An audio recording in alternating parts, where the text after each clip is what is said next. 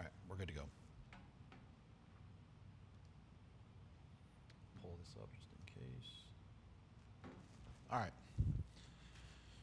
Sorry about running late, guys. I tried to squeeze in too much this morning. I hit the gym, tried to knock out some work with Claude, which AI is supposed to make things easier, I guess, but it's just adding stress and a lot more work to my plate, if you ask me. Then got a haircut, so I didn't have to do it. I'm recording a bunch of stuff tomorrow. Talked shop with a friend of mine here, and next thing you know, I saw people. I was like, wow, there's some people walking this way. What time is it? So I apologize for being late. I'm Carlos, for those of you that don't know me.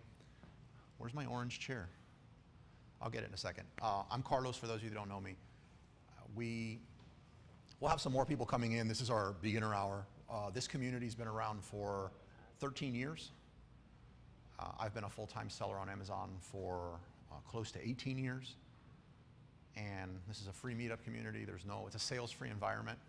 I'm not going to sell you anything. There is no go to the back of the room. The pastelitos and stuff are free. The reason we're able to do that, and the reason I do this, is first of all, we have some amazing sponsors who you'll see in a bit that allow us to offset the cost of what we do here. Otherwise, my wife would absolutely not let me do this event for free and pay for all this stuff for that many years. So that's the catch. We have a supportive sponsors that allow us to do this. The sponsors really rock, and they support different areas of your business. So something you might need help in or don't like doing in your business, one of these sponsors can probably help do it. And we say no to more sponsors than we say yes. So it's not just like we're willing to accept money from sponsors just from anyone. But so it has us in a position where we can pull something off like this, where we can all get together and share what works and what doesn't work in our businesses and grow. That's the idea. I also love doing this. For those of you that know me, oh, you got a haircut too? Today? Yes. I did it today too. Really? Well, you didn't notice mine? Yeah, I did notice. Thank you. I'm walking in right now. Okay, which door? By the way, you gotta come say hi, Pablo. Come here. You gotta get in front of the camera and everything. If you're gonna come out here in your pajamas, they're gonna think, what kind of dad am I? Having my son in pajamas say hi to the camera. I'm gonna get my chair real quick and I'll be back. You're gonna present later? No. You gonna show them your Amazon account? No. Which door is it in? Carlito. Okay. Say thank you, Papo. Yeah. Oof. It goes to show you why you shouldn't be running late for stuff, right? That shirt doesn't suit you very well, man. Because it's white? Because it's white. Yeah, anybody that doesn't know me, this is for the last 10 years. I just wear black long sleeve Columbia shirts. Again, in the rush. And this too, this is different. I'm usually in blue jeans, these black shoes, and a long sleeve black Columbia shirt. But again, I just ran all over the place today. And this is the only thing I had.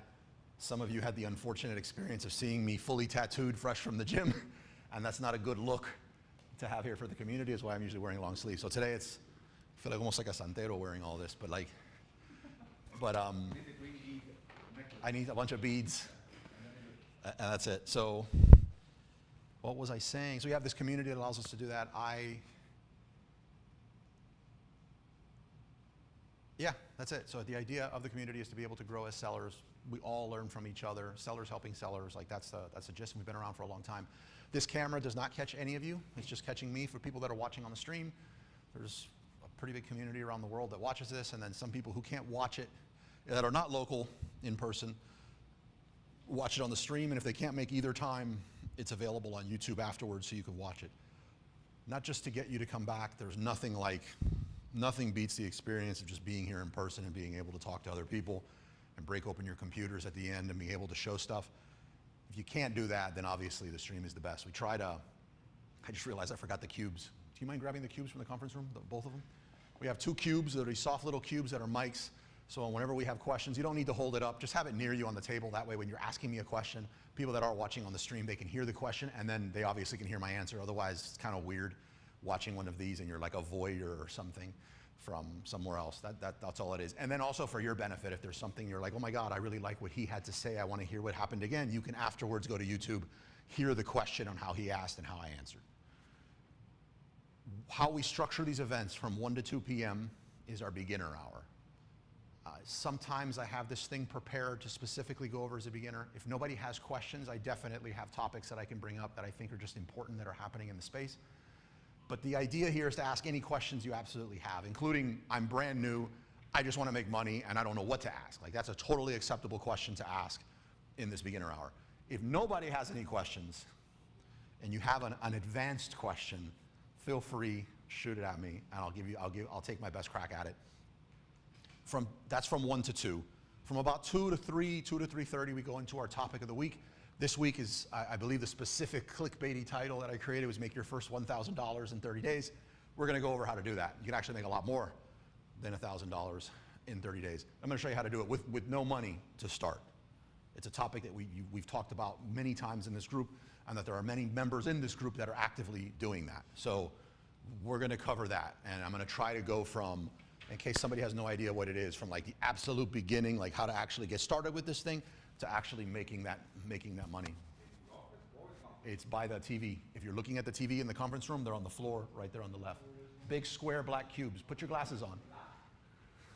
He's the godfather of my son, so you're gonna notice I really get on him, but we know each other. Don't worry, I don't talk to people like that normally.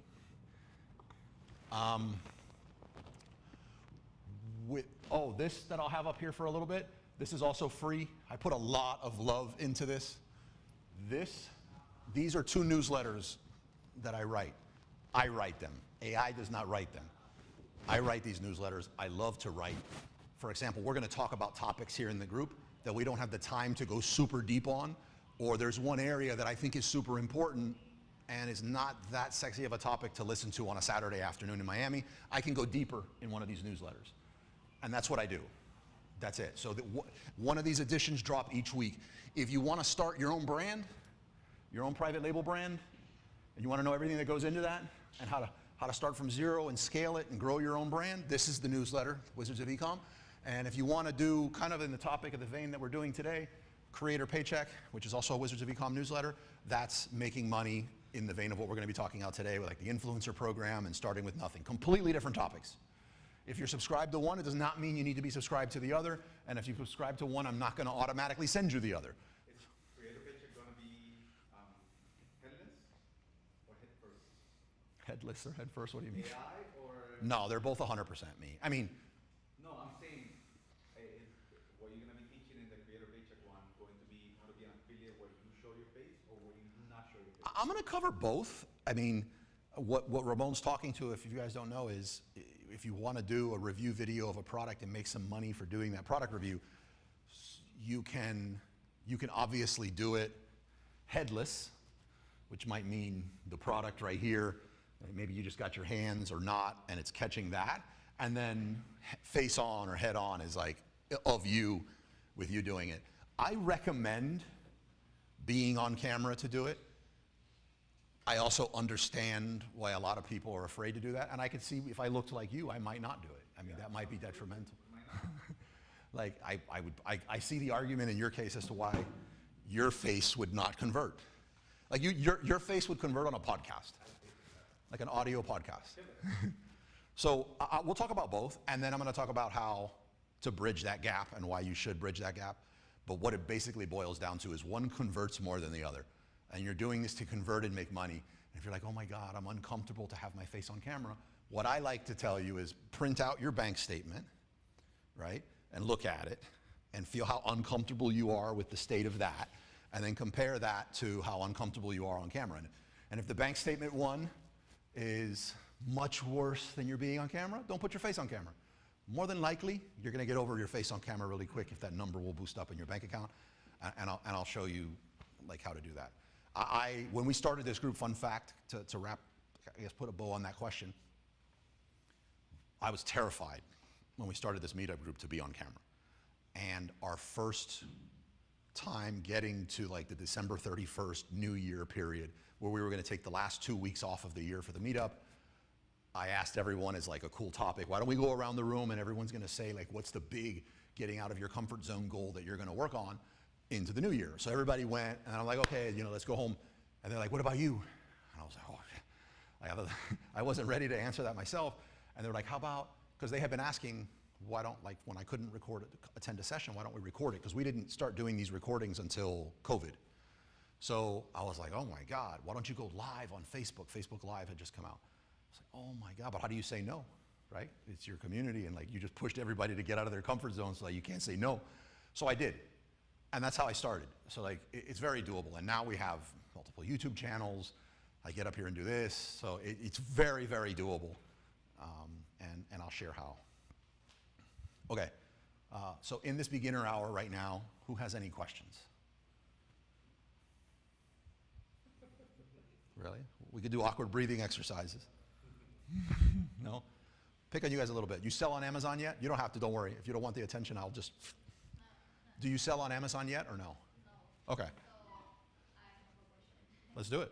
I know this is more like for private label, but I've been hearing about wholesale on Amazon. Sure. I want to know like what you think and what's Yeah. you're thinking basically between private label and wholesale. Excellent question. And I sold wholesale for just as much time as private label. A ton of experience here with wholesale, Amazon wholesale. I don't think anybody else right now. In my,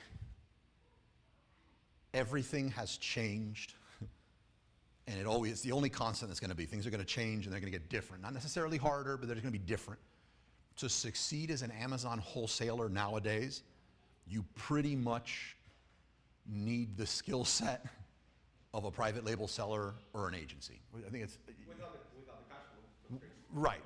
right, without the cash flow constraints. So like, what it used to be when I first started selling wholesale, again, biblical times, I would just contact a brand and be like, hey, can I get your wholesale sheet? Can I?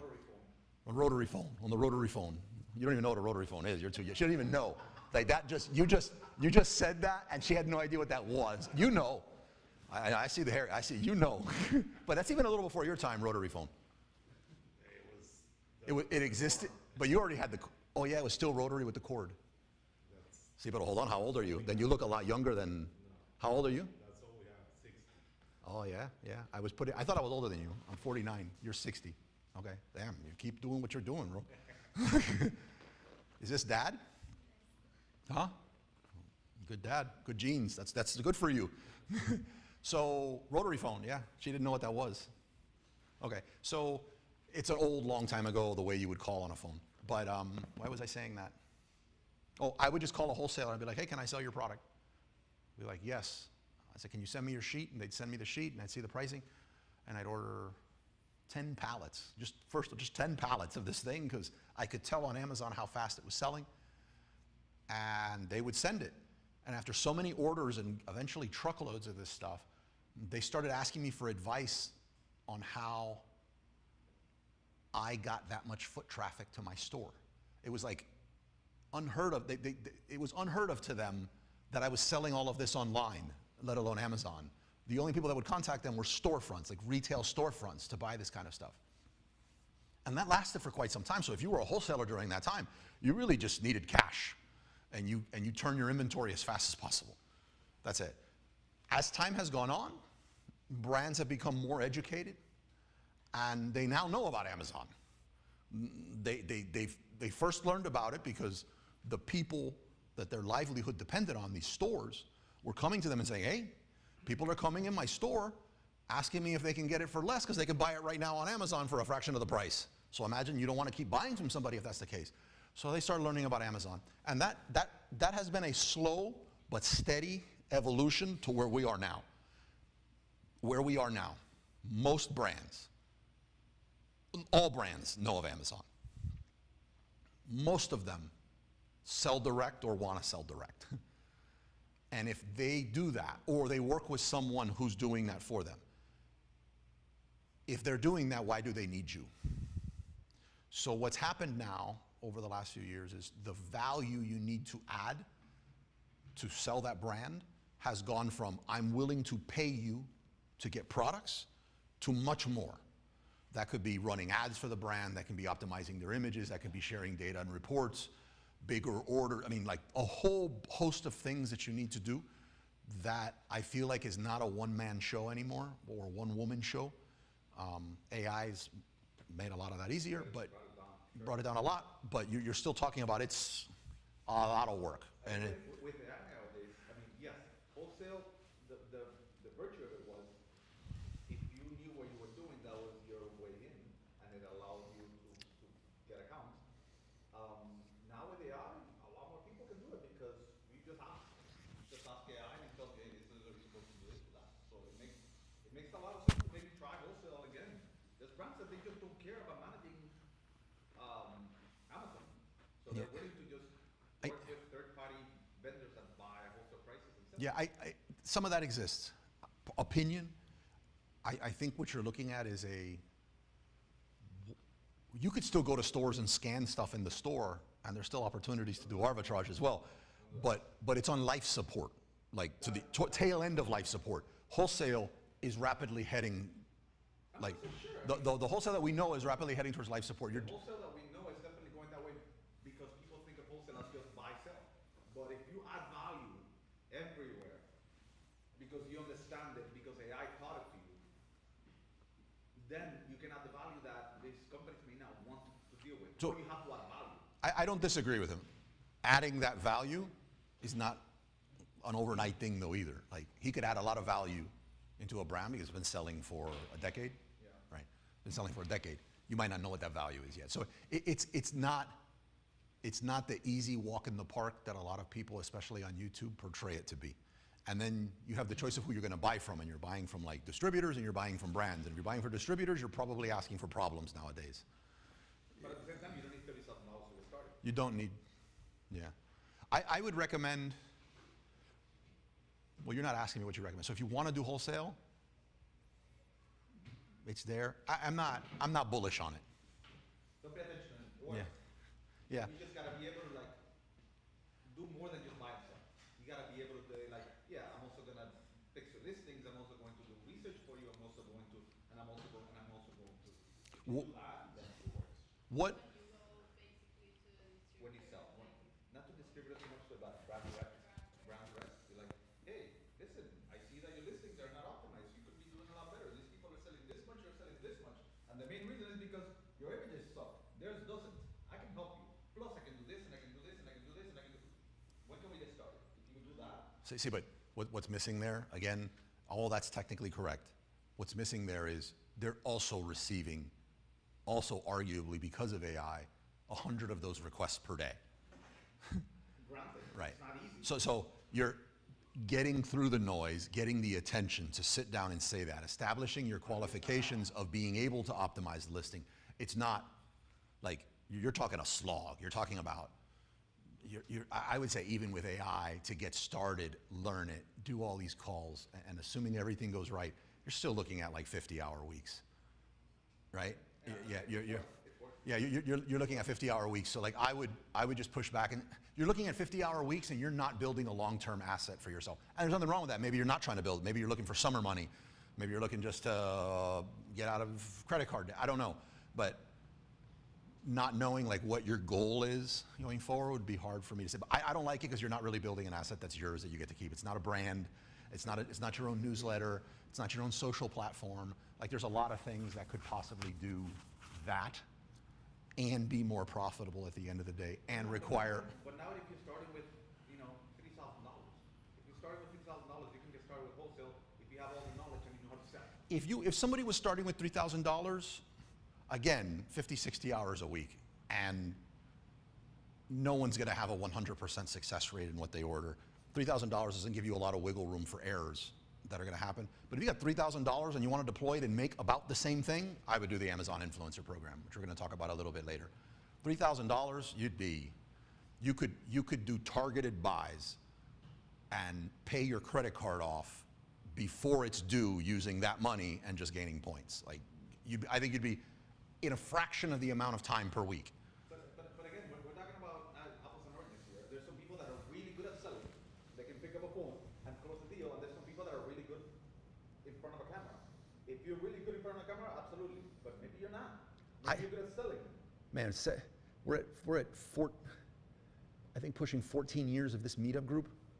The amount of people I've come across that were really good at selling was like, I don't think I need two full hands to count who those people were. And one thing they had in common is like 70% of them were into real estate. And they were, no, it's just a weird thread they had in common. They were so okay with making a bazillion cold calls and getting shut down and it not affecting their mental health, that's what they would do. So like the amount of people that were uncomfortable and had no camera skills that decided to put in, I'm willing to do 10 crappy videos and get vulnerable. The amount of those people that have done it are, I can't even keep track of, and that turned out to be good afterwards were off the charts in comparison. That is literally which grind are you willing to do? Yeah. That's it. So you want to do an hour a day, or you want to do 50, 60 hours a week? It's a tough call. Very biased. It's a very tough call. Very biased. It's a tough call. I suggest giving it a week or two to think about it. What is your goal, by the way? I want to build something, like I have my full-time job, but I want to build something for myself with my best friend. Oof. Yeah, careful there. That already sounds bad. Oof. Yeah. Yeah, you don't want to do that. What do you do if you don't mind? And just because I ask you something, you could say I don't feel comfortable saying. Like you don't have to. Marketing. Yeah, it's video. Yeah. Not wholesale. Like, yeah, it's not wholesale. If you're a friend, oh my God, can I push a little bit on that? All right. You want to keep this person as a friend? Are they a very good friend? I wait to say goodbye to them forever. Are they a very good friend?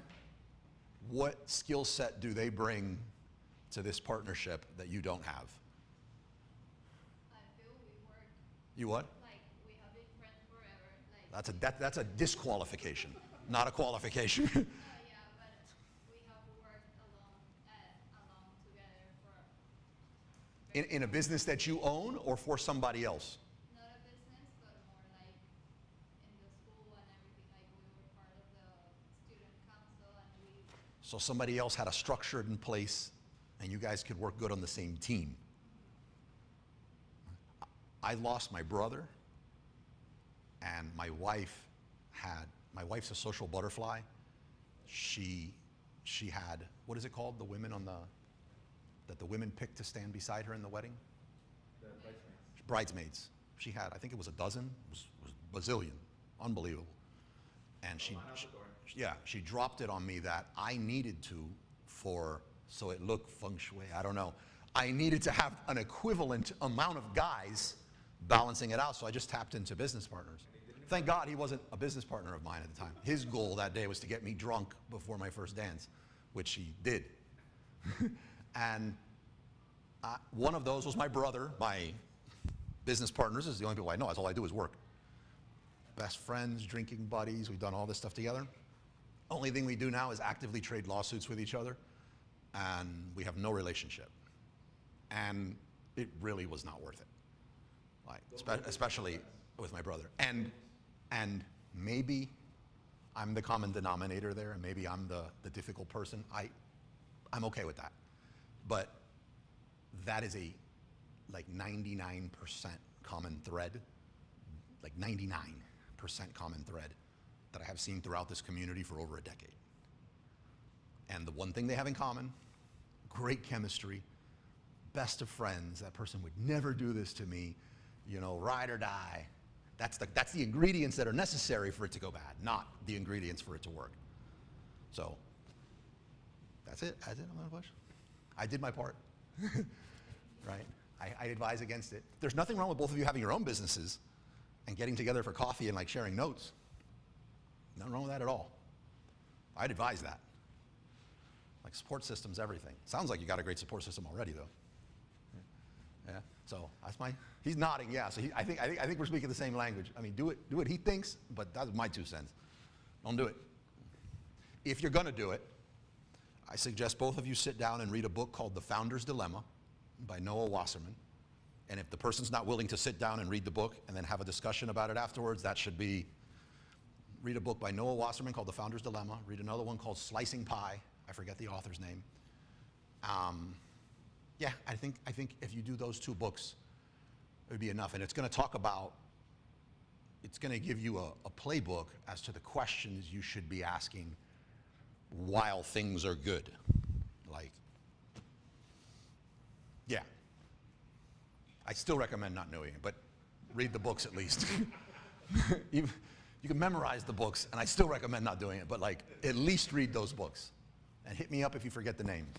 It would be, if the whole thing, if I was president for the day, it would be required reading before you were allowed to set up your LLC. Or if you were allowed to add a partner onto your LLC, if I was president for the day, it would be required to do that. Yeah. We have a rule that we won't be business partners, period. Yeah. I have another question. If you have, let's say, 300 ACs on Amazon, Jesus Christ. and 15 of them are doing great, how would you transfer that same, because at the end of the day, it's the same picture with the same A+ content. How would you, or why would other products not move? And they do have the volume. It's not a volume thing. How would you transfer the whatever is happening and translate into the other ACs? Okay. So there's two pieces to all this, traffic and conversion. So one of them is you can have a listing that looks better, but it's not getting the same amount of sales, and it could be a traffic issue. It's not indexing, it's not someone searches and it's not coming up for the right search terms, or it's on page 50. So that's a traffic issue. That's paid ads, that's external traffic, and that's depending on, usually with a catalog of that size, I usually immediately look for variation opportunities. So you might have this, I don't know, flavored oatmeal, and you have like 50 flavored oatmeals, but they live independently. 4 of them are hitting it, and you're like, but these are not. So you want to be able to get what's working here. Yeah, oh, you know each other. Oh, I should have known. He's good. I knew he was good people as soon as he sat down. I was like, this is one of the people I hope keeps coming back, and you're that. Yeah, that's good. For you, that's a strike.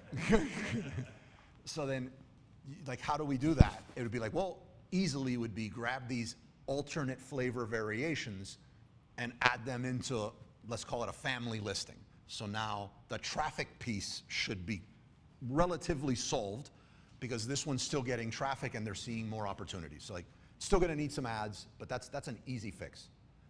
The transferring of so that's the traffic piece. The conversion piece would be, these listings are not converting as well as these established ones that are, but they're pretty much the same. The ones that are converting have A+, they have brand story, they have a full battery of images, they have a video, and you'd like to kind of replicate that onto the other listings. All of them have. So then it's a traffic issue, right? So the low-hanging fruit, put as many of them together into a family listing as possible. Don't force it if it's not. Like if you're selling batteries, don't stick it with your oatmeal just because you think. I'm not a fan of playing loose with the categories. Like if they have an oatmeal subcategory and you're there, but you're competing against Quaker and you don't want to do it, and there's another one that's porridge, I'm just making stuff up, and you're like, oh my God, I can get the Amazon Choice badge if I just trick somebody into moving me into, not worth it. In the long run, it's not worth it. So like, that's it. So all of them have their A+ content, all of them have the same conversion elements in place. It's a traffic issue. Paid ads. Yeah. The other piece though, in case somebody here is on the other side of this and you're in the conversion issue, obviously AI has been something that since it came out meaning since ChatGPT, since that came out, from our side, we constantly do, well, like I'm a seller, but we're also an agency, right? So from my side, we always do, in all of my businesses, we do pre-mortems pretty frequently, which is a post-mortem would be Netflix put Blockbuster out of business. Blockbuster now is looking back after the fact, post-death, saying what happened. Pre-mortem would be, okay, what's going on with tech in the industry and my competition and platforms that could turn me into Blockbuster, right? So when AI comes out, that's one of those interruption, like serious interruption, like based things that could happen. And it's like, what could this do to my brands, to put my brands out of business? What could this do on the agency side to put us out of business?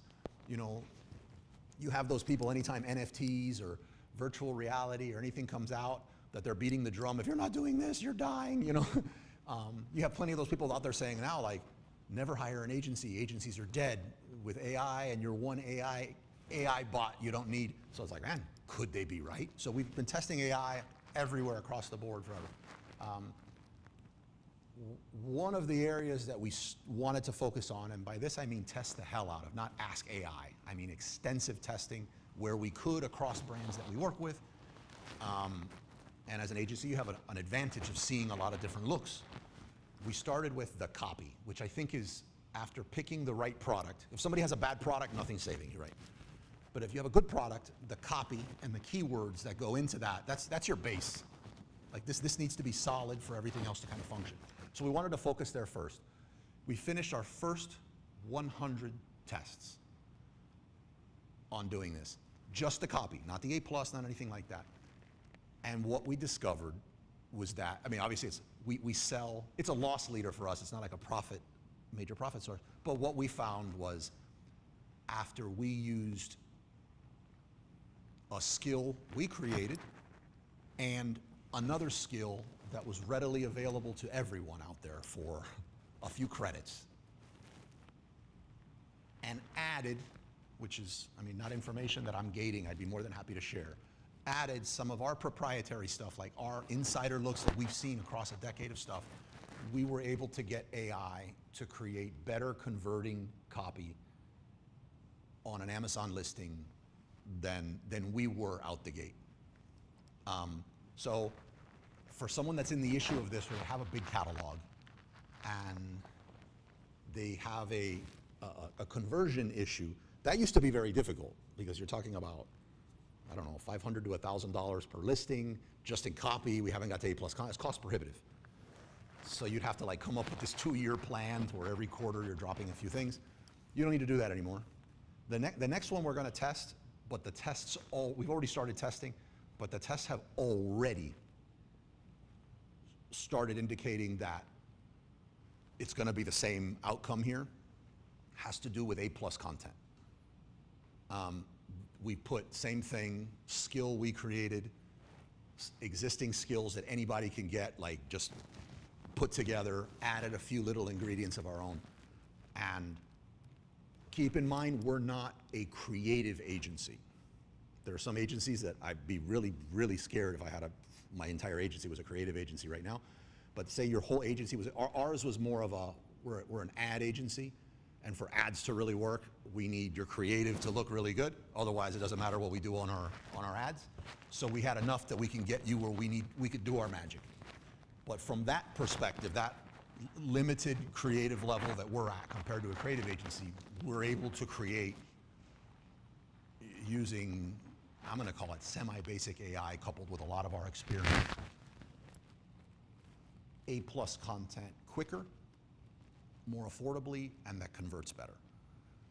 The issue here is we can also decide to holidayfy the whole thing. Like when we create this, create a whole other series for Halloween, for Christmas, and just have it ready. Savings would be, I don't know, incalculable. Like you don't want to just have one look, you want to test looks. So the ability to test, the ability to do all this stuff would still come out to be less and just as good or better than what we're creating. The software that we ran most of these tests through was something called Genrupt, and arguably it's not even the best one out there. We weren't looking, we wanted to see like, so Claude with Genrupt with our SOPs, and we put that together. To be fair, I think the software by itself, Genrupt, easily took it 85% of the way, right? So like that other, I mean, the other 15% really matters in the competing with your competition, but 85% is great. So if somebody had 300 listings in their catalog and they need to get 285 of them 85% of the way, that's massive. So I would explore that if you're in the opposite situation of what you described. Do you have a catalog with 300? More than that. Ouch, man, that sounds like an Advil moment. Like, that hurt me. It depends because they're niche markets, and so some of them you do through FBA, some of them you do through FBM. Oh my God, 300 SKU catalog with FBM and FBA. Well, the thing is Tama that tama. we're manufacturing. Ah, okay. It's our own brand. So, Oh, absolutely. but What category? it's lubricants, motor oil. Okay. Yeah. Yeah, okay. Yeah. I have a brand called, in that space called N-Tech, in the lubricant space. That's a wild space. Yeah, the FBM is the weight. Some of those things get heavy and they can't be warehoused and they're hazardous, right? No, they're not as, but we are able to drop ship big container sizes, and that's where we're making the big difference. FBM or seller fulfilled prime? FBM. No, no prime.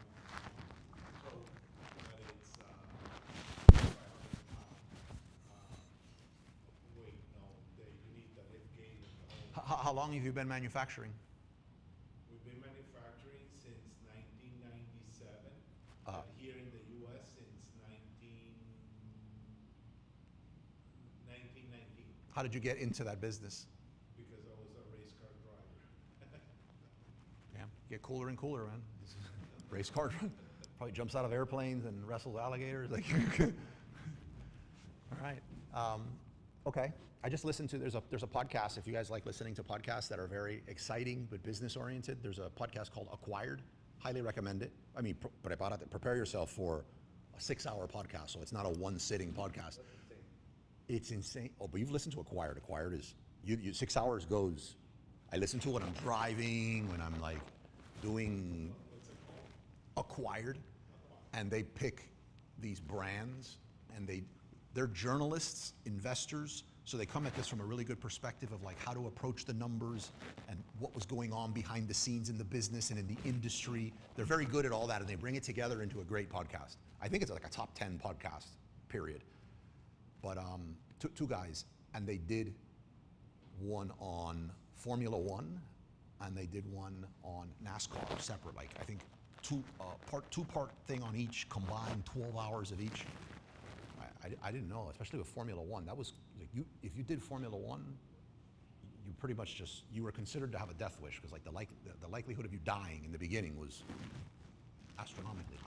But great from the business angle from it. Anyhow, if you're into that kind of stuff, it's exciting. One thing is like hearing about Maslow's hierarchy of needs in some college textbook, and the other one is like an actual business. And us as entrepreneurs can really, like in the marketing side of it, like you really get into it and it sucks you in. And you're like, wow, like I could see how this could apply in a business and what I would do differently. So I have a question, first of all, good afternoon. Can you throw the mic to him? Oh, you're good, you're good. So, you know, Yeah. wherever you're buying that stuff, what happens if you're like producing your own stuff? Like we do 3D prints and stuff. Like what if they ask me for a receipt or something? What can I do? And I don't have that issue yet, but I just want to know what. I mean, you would create your own invoice.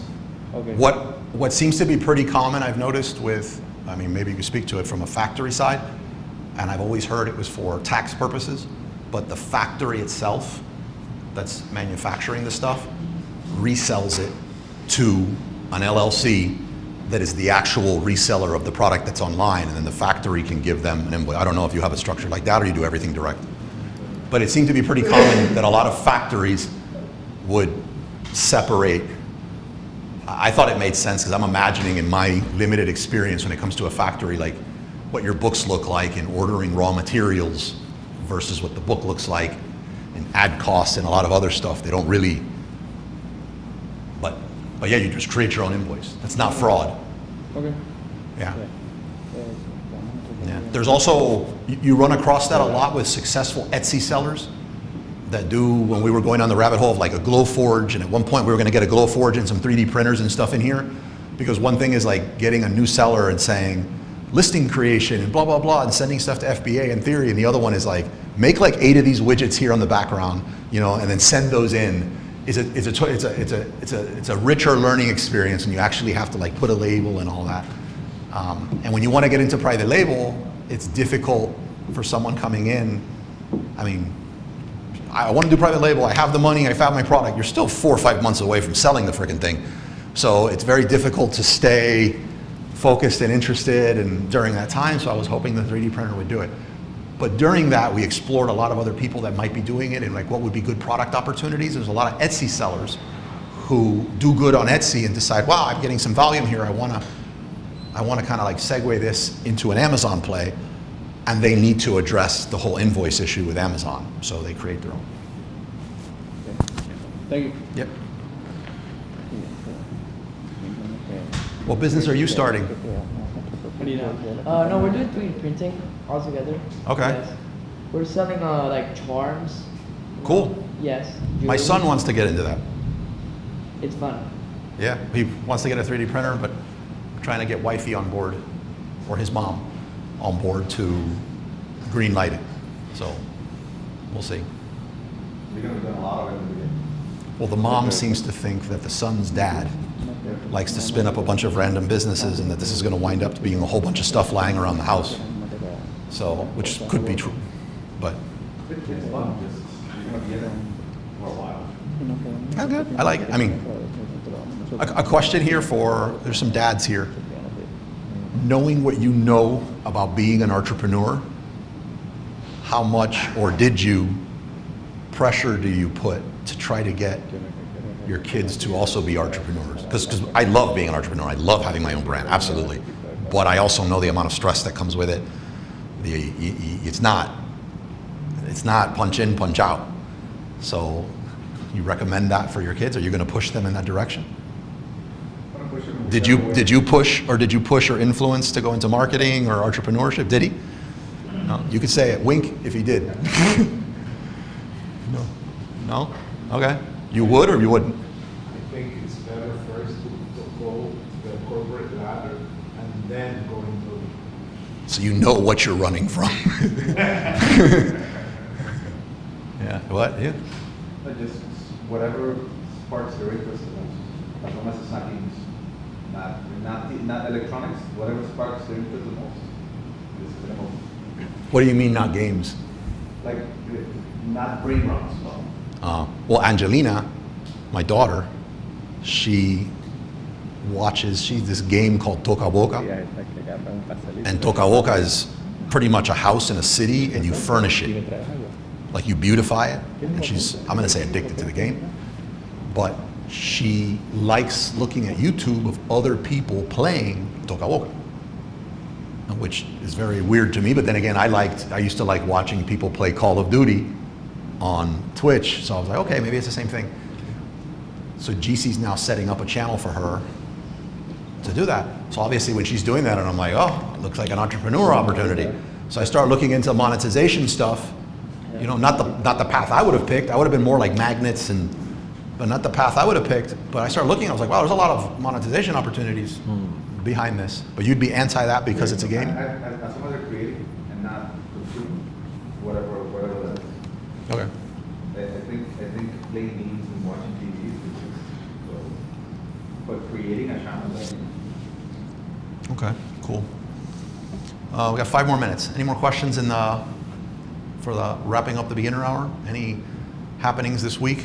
Yeah? Sorry. No, sorry, nothing. How will you drive traffic using AI without having to expend money on advertising on Amazon, which, you know, they seem to know once they're getting traction, then, you know, the advertisement starts going up and up and up and up.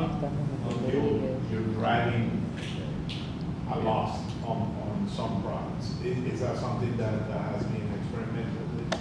Yeah, so I want to get clarification on 2 points that you said.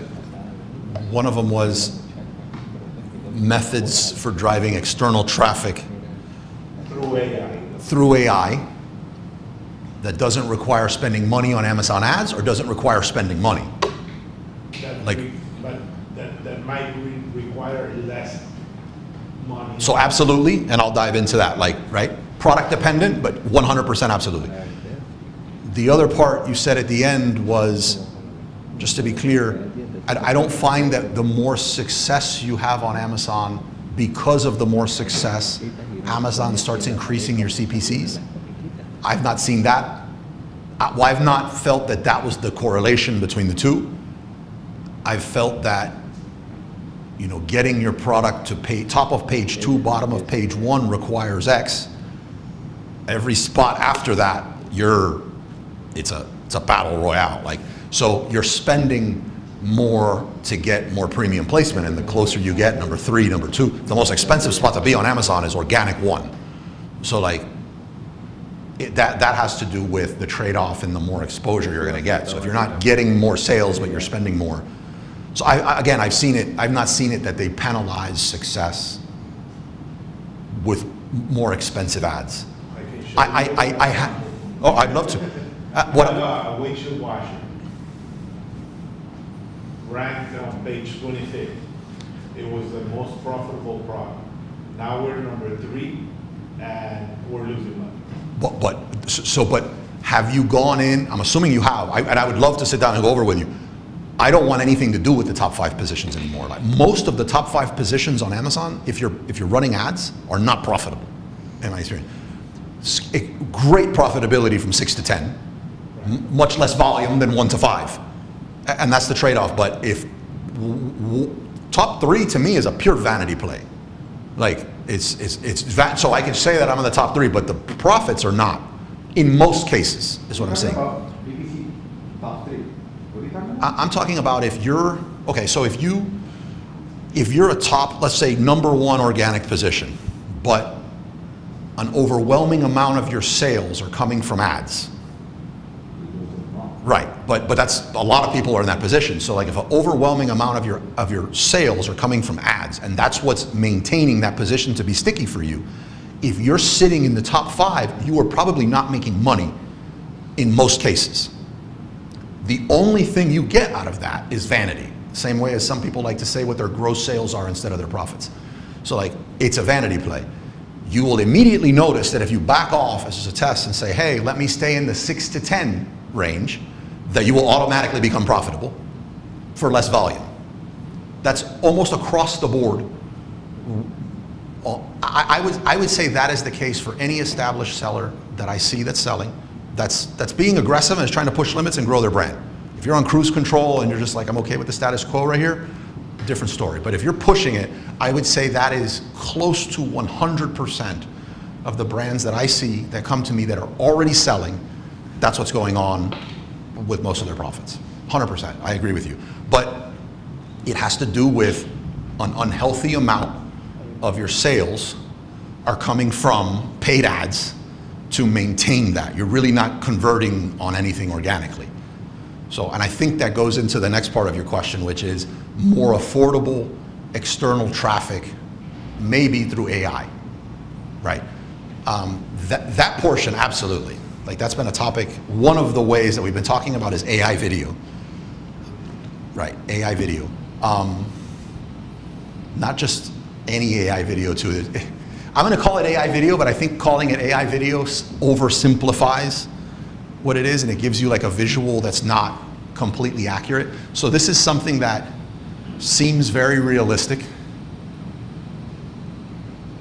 but not to the point that you're trying to get the majority of the people watching this to really be duped into thinking it's a real person. Just like the Geico lizard could get up there and give great insurance advice, you know it's a lizard. There's a lot of stuff at play there that allows that to happen, and a lot of branding went into it. There are going to be some, though, you are at the level with the quality of video that there's going to be some people, depending on the age group you're going after, that really do believe it's a person. Yeah, but it's got to kind of be at that level, like in quality. Otherwise, it's kind of like, this is bad quality, and I'm probably not going to listen to what they're saying. And then you need to approach it as almost as if you're building a character in a movie. You know, without going too deep into this, like your avatar, the accent, all of that jazz, and then you want to use like Instagram or Facebook. And then it works great. It should come out to be massively less than what's going on as an ad play on Amazon. I don't think you should turn off Amazon ads though, right? But yeah, it should be massively less.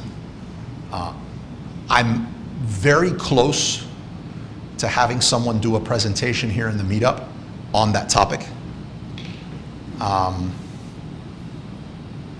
Yeah. Yeah, very close. One last question. Between your revenue and your ad spend, what would be a good percentage of one versus the other? Organic versus paid ads? Is that what you're saying? Or just paid ads against revenue? What? They call it tacos, basically percentage of marketing spend compared to total revenue. Right. Yeah, man, it would be so category. Yep, very. It would be, there used to be this rule of thumb that does not apply anymore, but I just don't know how wide it's got. I don't know that one rule exists anymore, but there used to be like the 25-25 rule, where you had your goal, and this kind of got you in that thing where you're no more than 25% of your sales came from ads while maintaining a 25% ACOS. You could get a 2% ACOS, but when you looked at it, more than likely you weren't growing your business. Like you were just like spinning your wheels and you were selling a course with screenshots showing 2% ACOS. So you were leaving a lot of money on the table. But that, I wouldn't use that 20-25 rule anymore. I know a lot of really healthy brands that are running at 60%. So it depends, and then it depends on the cost of the product.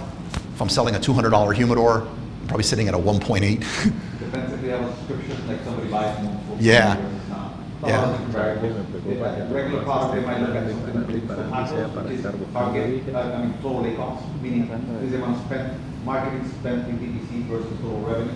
What people shoot for that is healthy, it's about 10%. But again, that depends. If you sell beauty products and you need to overspend in the beginning because your lifetime value is significantly more than the average order value, then that doesn't mean it's Yeah, or food products with a high subscribe and save, you're not gonna. Right. So subscription aside is a different model, but regular products where you buy one, that's it, you want to shoot around 10%. Yeah. Getting some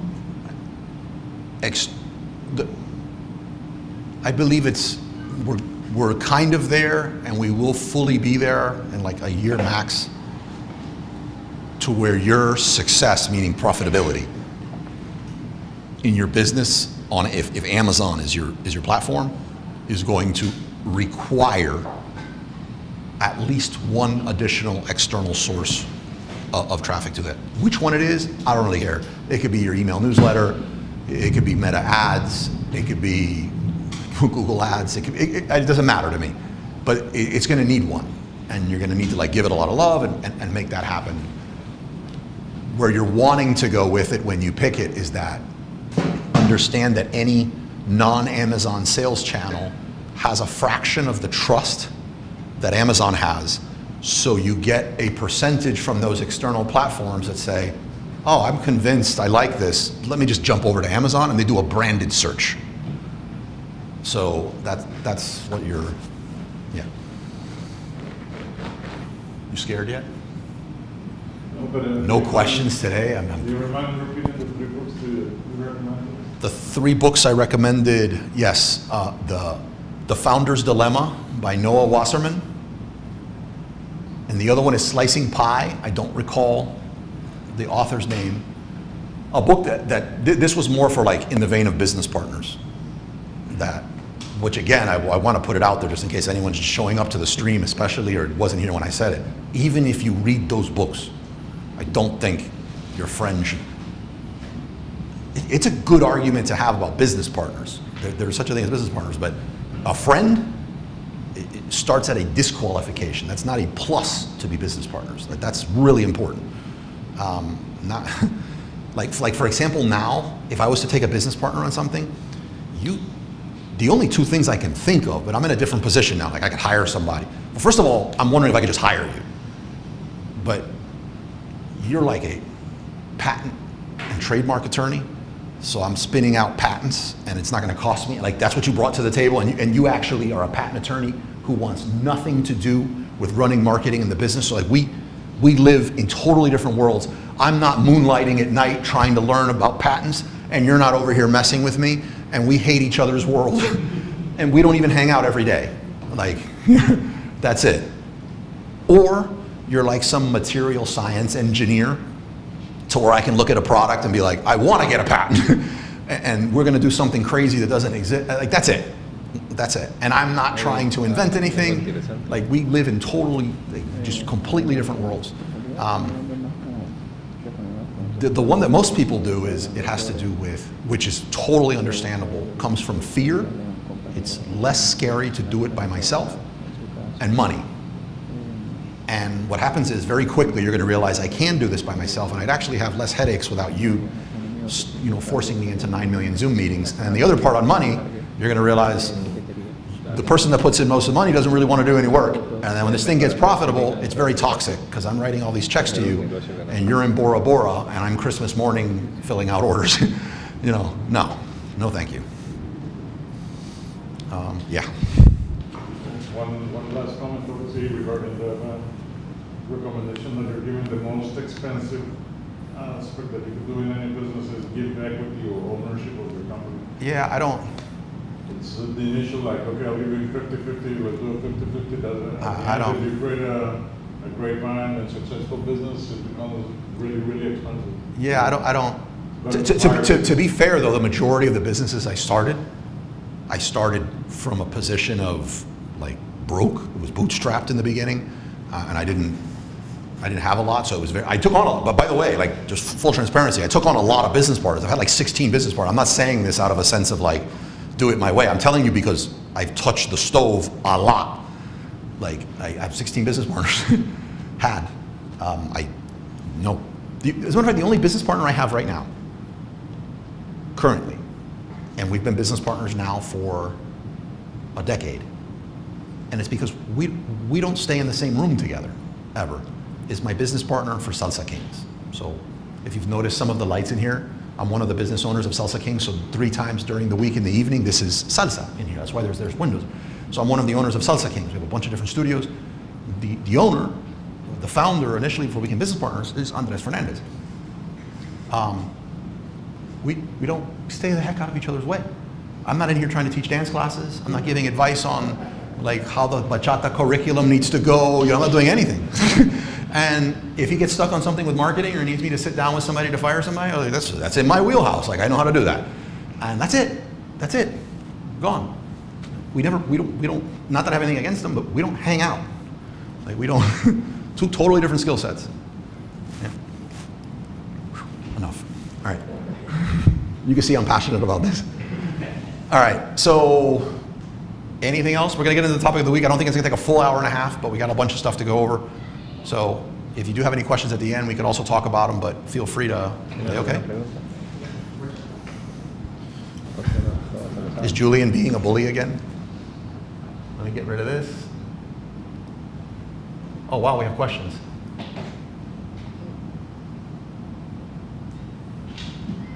Oh, Brian's here.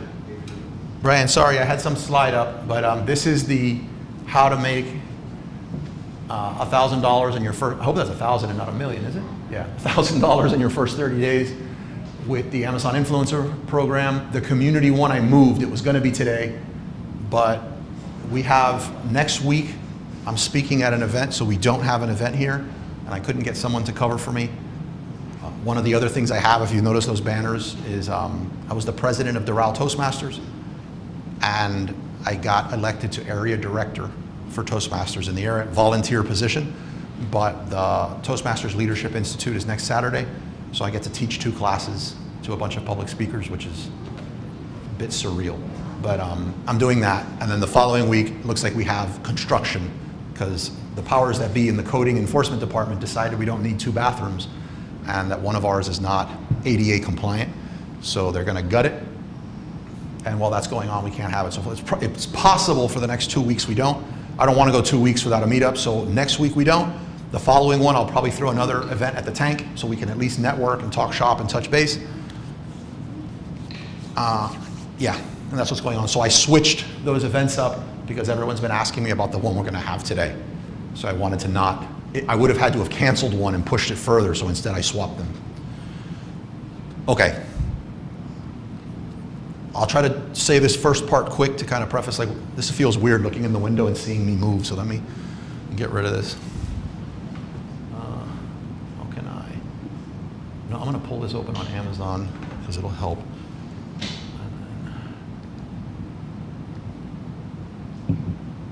Let's go here.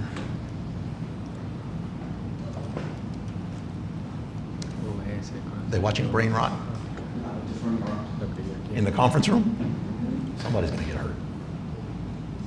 Let's put,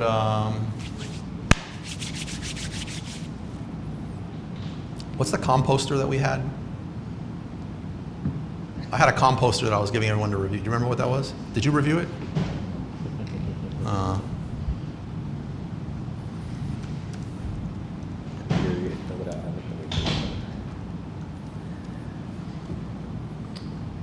I love these things. Eso es lo que se empieza a estudiar. Cómo ver el producto y eso. Yeah, let's go here. Make sure they have a video. We do. This will be good enough. Okay. 20-something. Yeah. You know what? A little side note. Anytime I come, this has nothing to do with the topic we're talking about today, but anytime I come across something like this, I don't know if you guys are like this too, as you deal with product. When you're walking around in the store and you see something, you see a price tag, you're like, what? That thing's only $1 in China. You know, like, how are you selling it for? Well, I'm kind of like that with listings too. This, I don't even know what this is yet. I know what I searched for, but this is a good main image. This is a decent main image. So when I see it, I haven't really fully broke it down yet, but you know, these little tags that you hang on it, it's a nice touch. It's an immediate indication that this person knows kind of what they're doing on Amazon. They're revalidating your search. Like, they searched for compost for kitchen, compost bin for your kitchen. I'm on the right thing. Not that it was in question, but our brains get that validation, and you're a lot closer to a sale than you really realize. This with extra filter, anyone want to take any bets that when you receive that, it doesn't say with extra filter on it? Right, nobody, there's no way they pulled a mold and it says with extra filter. They didn't write that, but they probably have it here somewhere on the listing that it's with an extra filter. They probably, oh, this might be the extra filter, as a matter of fact. I thought it was a top. This is the extra filter, right? So the person's probably wondering, like, does it come with 2 tops? Like, what's going on? Oh, with an extra filter. Oh, this is great. It's probably somewhere else in the listing. They realize that people, especially in the US, don't read. And they know we visually looked at this, and now we're going to wonder what it is, and it's going to force us to actually look at it. So, like, good job with them on the main image.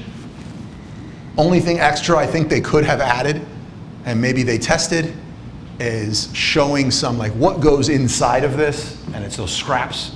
I guess it would be difficult to show some of those scraps. Like, if you had a strawberry protein shake bin, probably want to show some strawberries and some of that pinkish strawberry powder next to it. That looks aesthetically pleasing. Scraps probably don't look aesthetically pleasing, and that's why they didn't. But they could have shown some veggies or something to kind of test it and pull some color. I bet you they did test it though, and this started competing with it in color. And at the end of the day, I would go with that. That probably competes better. But like, really quick look at a listing like that. You see it, that's a pretty decent list, you know? And then, shocker, they have 20,000 plus reviews. So they have compost bin for kitchen spelled wrong on the countertop. Is that on purpose? Oh, kitchen is spelled wrong, K-I-T-C-H-E-N. Well, I just confirmed that people from the US don't read, right? Well, I confirm they do. Right. But you're different. You're a unique I breed. have no question. So I've heard. Unique breed, no pun intended. But I do like the compost tag. Yeah, you know. But do you think they did that for something? For a reason? Yeah, you know, I don't know if they did. 20,000 reviews, they either got too complacent or it was intentional. I'm looking now that I have AI and I have little bits of content everywhere to see if AI can help me put all this together. But I'm a big fan of like the Rebel's Guide of, so say email marketing. you have all the best practices for email marketing, and like one of the best practices is this is what you got to do is you got to personalize the email.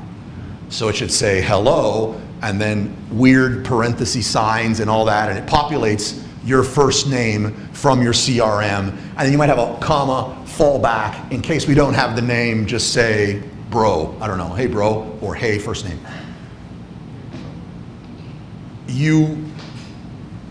No doubt that that's a good practice, but everyone's doing that, and in reality, you know, Miguel, I know Miguel, but a lot of you guys might not have the pleasure of meeting Miguel in the back.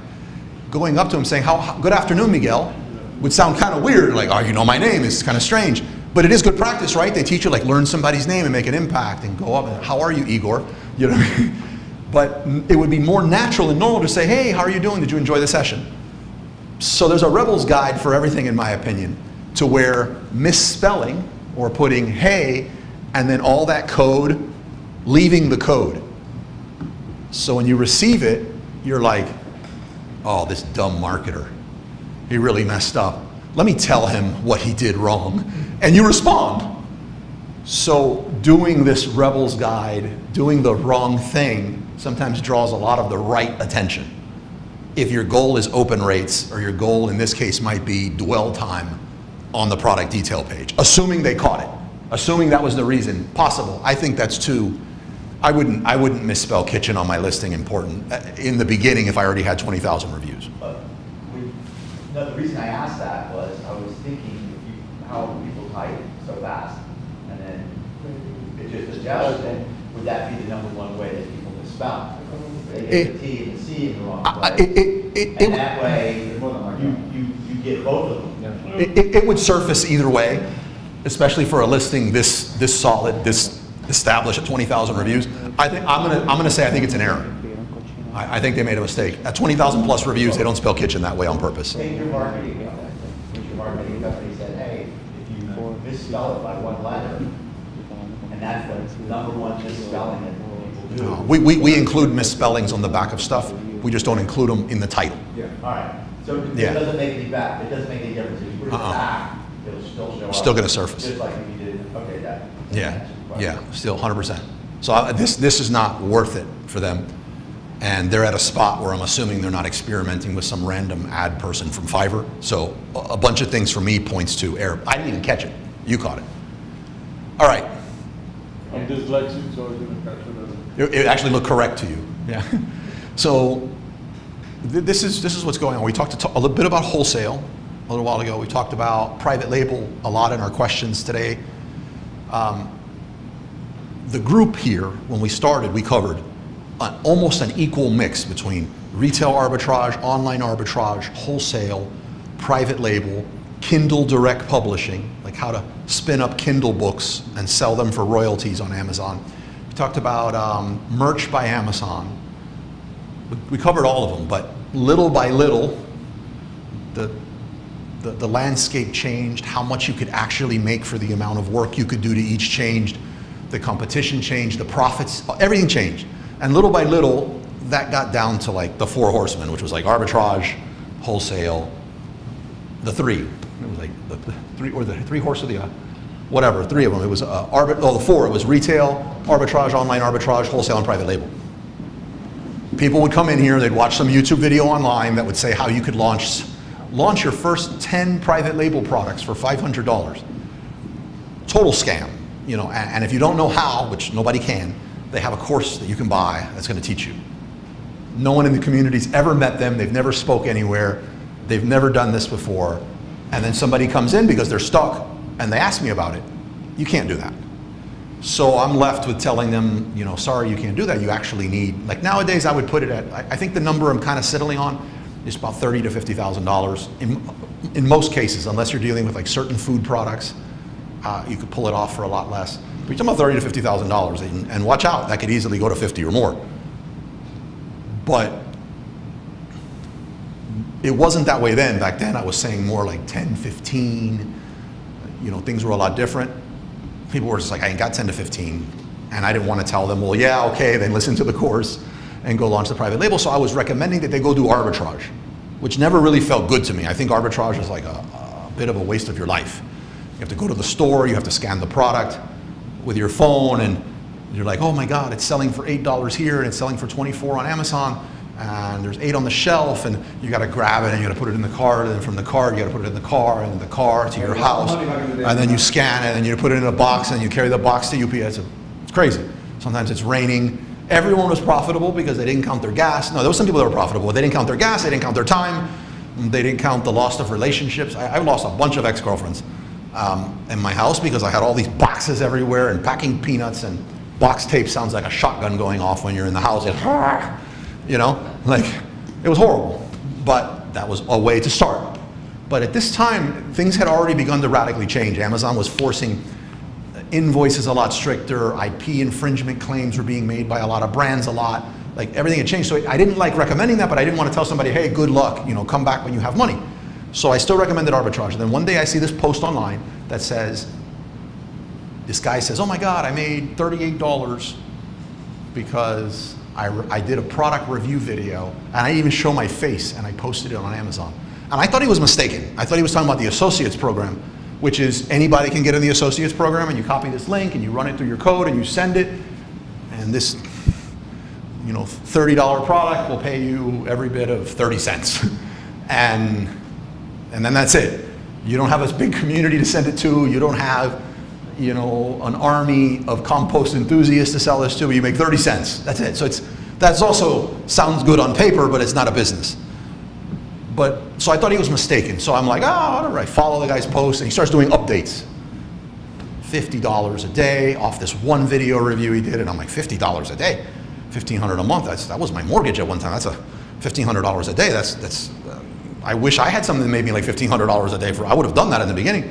So I followed him and started looking at all his stuff, and he was posting more video. He was showing the video reviews that he was posting. It was looking legit, and it was a model I had never heard of. So I reached out, and I saw on his, I'm like, how is this guy making money? Like, where's the course? Like, what's going on here? And I saw he had a link to a course, but it was the course that he purchased, and he learned this stuff on, and he was telling everybody, I'm making an affiliate cut on this. That seemed about as intransparent as it gets. So I reached out to him, and the guy's name was Andrew Pardine. To the best of my knowledge, he still does this, remember? Yeah, of course. Andrew Pardine. And let me say this too. I get on a call with him, and I'm like, hey, I have a fairly large podcast. I have a whole bunch of people, like the people that I just described to you, that would be interested in something like this. I'll buy the course, because I don't want to get up here talking about something to the community that I've not actually done. So like, you're going to make some business here. If you get on the podcast, I'll put your affiliate link out there. You're going to get some sales. But you need to open your computer up, and you need to show me a screen share, and I need to see that this is legit. So he doesn't. It was all legit. He was actually misleading in his social media posts to the other way. He was actually making more money than he was letting on from this program. So I was like, damn, let's do it. We do it.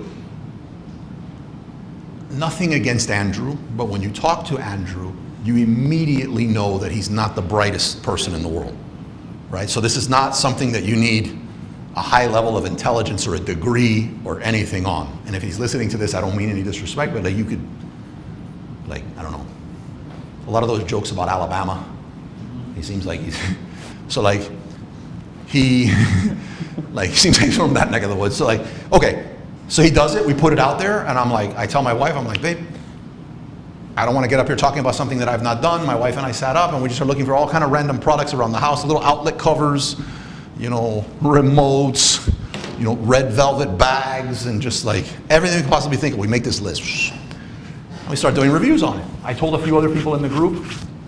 There was this one guy in the group who went really into it, and he's just reviewing everything. So 5 to 10 products a day, review. And we're making money. People start making money on this thing. And the advice in the beginning that I gave was review everything, because it was a new program. Just review everything. Competition has changed a great deal in the 2 years since. So I still think at first you should just get your reps in and do some reviews. But I wouldn't, and today we're going to talk about what I would do differently. Like, I wouldn't just review everything. There's a method to this that's going to allow you to make money a lot quicker and make that $1,000 in the first 30 days. Michael Morejón is on the stream. Is that Michael, right? Yeah, Michael Morejón. Michael Morejon knows what I'm talking about. He does this program. He does a great deal of money on this program. I don't know if Brian, that's here, Equifax, I don't know if he's doing it, but a lot of people in the group are doing that. We're still doing it. And what it consists of is being part of the Amazon Influencer Program. In the beginning, when I put that newsletter up, one of them said Creator Paycheck. I'll put it back up at the end. That's what we talk about in that newsletter. So like all the things that we might not be able to get to today, they're all talked about in there. Like everything you need to get started is in there. But there's two ways to do this online. Amazon Influencer Program and TikTok Creator. TikTok Creator, in my experience, requires you to have more on-camera comfort, presence, and some marketing, and a little bit of a marketing brain. Amazon Influencer Program, and don't feel bad if you want to go this route, easier, really doesn't even require you to have a brain. It's just ridiculously easy. And the reason for that is if you're doing a Shopify video, if you're on Shopify and you're looking at some videos, if the person's on-camera present doesn't get your attention immediately, and that's something different for everyone. That's how TikTok has that bad rap, and you have a lot of people wearing like scantily clad, whatever. And yes, people stop and they look at those a lot more, but the person needs to do something on screen to get the person's attention. Sometimes it's the lighting, sometimes it's a hook, but they're doing something, and then once you have their attention, you got to keep their attention. So it requires more of that experience. Whereas on the Amazon Influencer Program, this is what the Amazon Influencer Program looks like. This is what they see. So you see this listing has 14 videos. Let me pause this. This is the brand, Pirellas. So they have their Pirellas videos here. But then underneath this, related videos, there's going to be another section under here, which is review videos. But between review videos and the brand videos, we have this blog. So this person, this actually looks like nicely produced, but let's just look at Lauren's Happy Place. The volume's going to cause some interference, but believe me, the volume's not that important right now, and most people watching this are not listening to the volume. But why this video is playing in the background. Is there any, it's faceless by the way, as of right now. Is there anything here that says, do you think they're using a fancy DSLR camera or a high production camera? What do you think they're using? A headphone. I'm willing to bet it's also the audio from the phone. Right, so like no fancy setup, right? That's it. Well, at least I've seen some where they had really dirty nails and long nails, but at least this person, look at that. They just showed you all the functionality this thing has. They just went like this. That's it. Oh, yeah, they put some food into it, okay. You see how it doesn't say extra filter? No extra filter, right? I called it. She's probably talking about the extra filter right there. That's it. We got to be coming to the end of this video. Does anyone here not think they can do that? Even Ramon, even you could do that video. Even me? Even you, Ramon. I think you could pull that off. It might take you a few takes, but you'd eventually get it. No, but anybody can do this. That's the extent of what it is. Now I'm going to show you one other one, which is the one above this, because I suspect that this person here, I suspect it's a little more produced. Well, it is, but not by a great deal. So face on, he's bringing in B-roll, right? So he's some editing here. He's also framed pretty good. But these are very basic things. If you don't know them, your head is like right here in the video. There's this extra space. It doesn't look as good. But guess what? He's not converting anyone to buy this. He's not no one is watching this video saying, I don't know if I want this. I wonder what peer reviews says about this. Let me just, no. They've searched, they went to Amazon to buy a composter. They searched for kitchen composter. They saw a whole bunch of offerings and decided they didn't like the electronic gadget. They liked this very basic stainless steel, not complicated one. They clicked on it. They were okay with the price. They were okay with the reviews. They were okay with everything, and they're just like, I wonder what this looks like in my kitchen, and they looked at it. We have seen guys who their entire channel is reviewing women's feminine hygiene products. We have seen bald men doing hair care products for women, right? They're not converting anyone. They're already ready to buy. And the way this program works is right now, let's just say I stopped.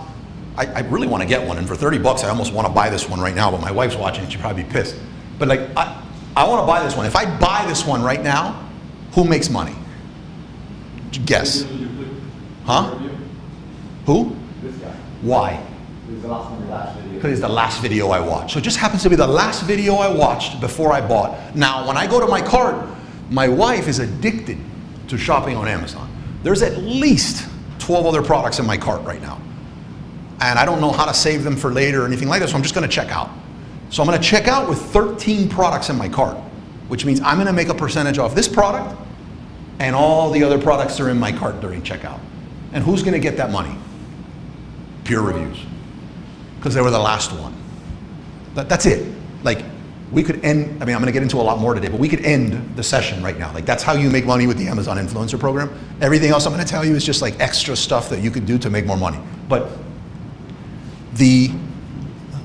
here's another one. I'm gonna try to like guesstimate right here, because they don't give you this information specifically, but peer reviews and Lauren's, is this, you know, it looks like Pat Flynn. Doesn't it look like Pat Flynn a little bit?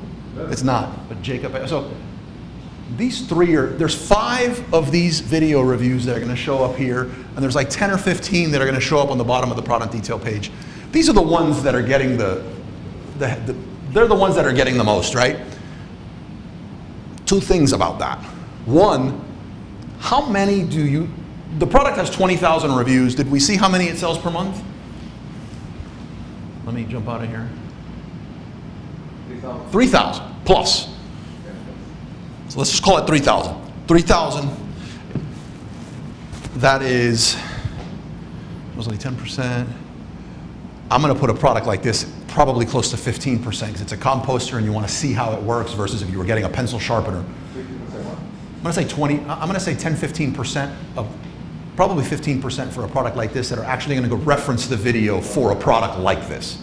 I'm gonna say about 15%, so that's 150, 450. Of the 450, let's say the first one gets 300 of that, and the second video gets 150. It's not that equal, but like what we're doing. 300 times, what's 2% of $30? $180. Per, right. So this video this person done makes him 180 bucks a month. It's done. It was one review, it was done once, it was 2 minutes, he just moves on. How many types of products? That's nothing, that doesn't get your attention, it's 180 bucks. It got my attention when I first started, 180 bucks for one bit of work. This isn't 180 bucks for you to work an hour every day. This video took nothing to do. But let's see something. So let's go back. Do they rank on those videos also, or is there a ranking on the? So we'll get into that right now. So the way this works for the most part, if you're the first person to review this product, you're likely just staying there. Right. Like a lot has to go wrong for that not to happen. And if you don't stay there, you're falling out. I broke them up evenly, kind of like 350 to one, 150 to the other. There's some spread, right? But yeah, the better you are to the top, the better. Adding little emojis and stuff here will get the attention more. We've had some people test that in the group in the past.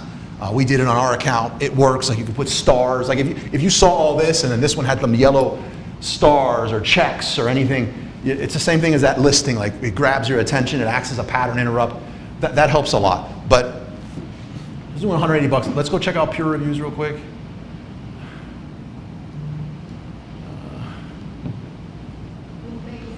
This is. I think there might be some audio issues. Oh, was it on the stream saying an audio issue? Where? That it hears a little bit low. Oh yeah, it's not putting that up because it will create. Oh yeah, I don't have the audio there because it's going to create feedback. Oh, this? Do you have a microphone? You have a microphone? Yeah, but No, it wouldn't work. Yeah. there's a way, and I'm just not techie enough to do it, but there's the audio from here, there's the audio from the computer, and then for you guys to hear it, I have to turn on the speakers. And that just creates like a screeching noise that you don't want to hear it, trust me. But, so this is the guy's storefront. Like, let's go videos. What he does. whole bunch of these products. Does it say how many he has? Yeah, 2,679 of those. So start doing the math. I mean, all of them are not doing 180 per month. Some of them are selling, making a lot more than that, because this is only a $30 product. I mean, you get a scooter that's $1,800, or even better, some beauty product at a 4% commission, it adds up. So like, he's making money on all this. He could just stop working. It's a lot of money, guys. Like, so if you're just starting off, this requires nothing to start, and we're gonna get into doing that, like what that takes. But it requires nothing to start. But if you do have a brand, why not use this as your ad spend? Like, why not, we have a new venture, a new product we wanna do. Just start banging this out. You have somebody who isn't putting in, they work for you and there's some extra time and there's some dead time. You know what, there's a program, this is what we're doing. Just start banging these videos out. There's a lot of different ways to go about this. I would totally go about doing this. I would probably create 2 accounts if I was you. One would be pure mercenary, make money, right? The other one is, and I think this guy's doing it, he seems to be into like tech, environment, alternate, so he seems to be creating this like niche for himself. Where you start making a lot more money is niching down. So like, imagine if you're a big pool brand and you got products and you're always gonna need people to review your pool stuff. Do you want the person who's reviewing almond milk next to this and just all over the place? Or do you want the person who's got less videos, but all pool? That's the one that wants to send you a few $1,000s to review their product and exclusive access to the new virtual 3D blah, blah, blah, blah pool thing for you to do. So like, I would have one that's very niche so you can like dominate something and that you could later build your own products and add on to while this thing's paying you. That's the kicker. So I would 100% do that. So like, that's the bare bones of what goes on into this program. But we've been playing around with things like 1% and 4% commissions, which still is not a lot of money. It's a lot when you start adding it up. And that's a lot of videos to create, right? I've recommended since this program started, 5 videos a day. Now, if I'm gonna do 5 videos a day, I roll out of bed and do 5 videos. My wife, who is the most beautiful woman I've ever met in my life, I think she's prettier when she rolls out of bed, and if she's listening to me, forgive me for this, she refuses to get on video after she rolls out of bed. My wife will spend an hour to an hour and a half going through this beautification ritual and trying on clothing. So for me, 5 minutes, 5 videos a day is literally from start, setup, planning, everything, 30 minutes. What I've noticed for most women, and I'm not attacking women, but I've noticed for most women, it's a bit more involved. So it's probably like an hour and a half to 2 hours is your 5 videos. You're not giving me any evil looks, so I don't mean anything by that, right? But still, I think you should do 5 minutes a day. If you're gonna put in an hour, hour and a half to get ready, maybe do 10, 15 minutes if it's the same bit of get ready. Like do 10, 15 a day. And I'm saying to do that if this is not your full-time job. So you have a full-time job, you also have a family, you go to the gym, you have a lot of other responsibilities, lock in those 5 videos a day. But if this is your thing, or you got like free time and you can spread your wings and you're going to school or you got a bunch of stuff going on, I'd knock out 50 a day. I'd be on this. Like I'm gonna go until I have 3,000, and you keep going. But we're still talking about 1 to 4% per product. Within this program, there is something called Creator Connect. It's kind of related to this program. What Creator Connect is, so let's put a pause on the Amazon Influencer Program and let's go to yours. So you have an oil lubricant brand, and you're launching a product, or you have a product that needs more love. So what you want to do is you want to get people to review your product and put it out there. But if you just stick it out there and hope somebody gets it, you're probably not going to be able to scale this intentionally. So what you do is you go into your Amazon account, I believe it's under promotions. It's under promotions, you're going to see Creator Connect. Click on Creator Connect and you create, it's under promotions, right? And you create a campaign. And when you create a campaign, you fund your campaign, and you're like, I'm willing to spend X, I'm willing to give 20, 30, 40, 50% commission for X amount that are proven sold. I'm not paying anything if nothing sells. You could say, I'm not giving away any free products, like prove it. And then what's going to happen is you're going to get bombarded by people who create videos and that are going to show you, oh my God, get me, look at my videos, I do this, I do that. And you're like, wow, I don't have to go out and hunt for you guys. You guys are just going to come to me. And you're like, okay. But now what happens is, let's say that this was your product. And he decides he's going to do a review on that.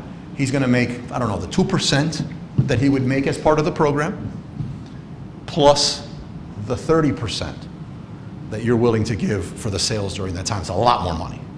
So the math we just did is this person makes $180 a month, and it was at 2%.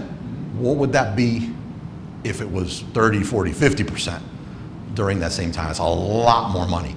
That's during the campaign. And guess what happens? You will not just run that campaign once. You periodically through the year are going to come back and you're going to want to run that campaign again. But since that product exists in the Amazon Influencer Program, I get an alert that that campaign's running again, and I make it again.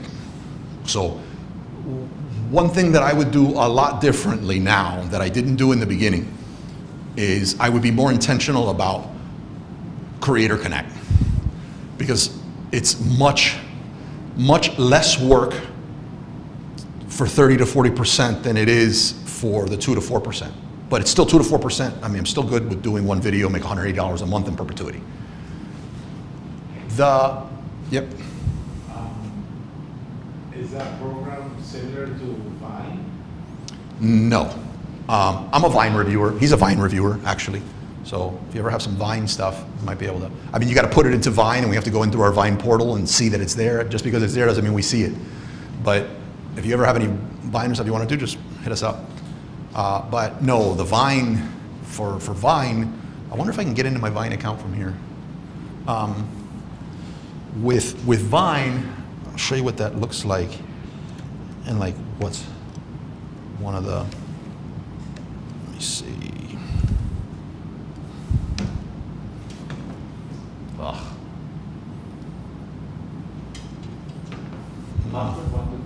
Yeah, right.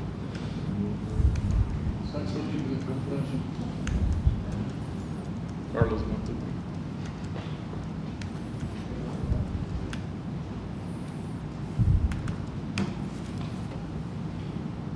Yeah, look, I got it. That's a fluke.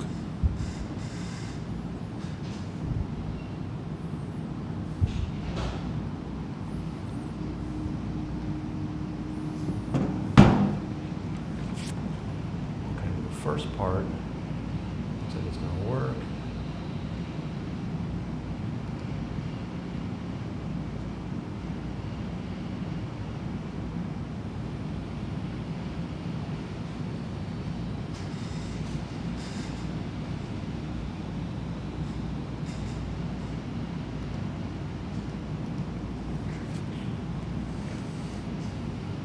What?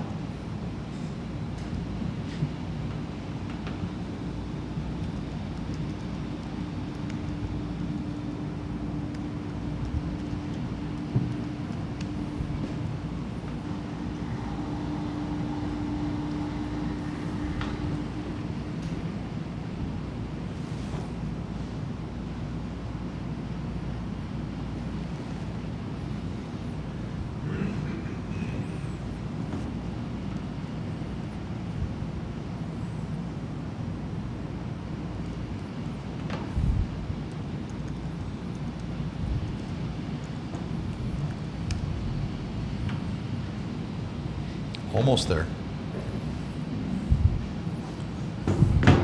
What, security is not synonymous with convenience, right?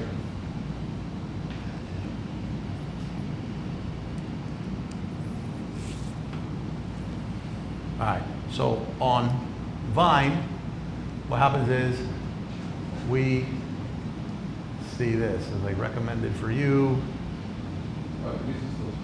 Huh? You recommended for you. Love is all you need. Wow. That's a horrible listing. Looks like they're playing into like snoozy love gummy, so I'm assuming that's a play into like the adult novelty sex category. Nothing about that says, like this almost looks like what you'd take for an upset stomach, right? Like apricot flavored something. What the? Yo. I swear to God. What is going on right there? First of all,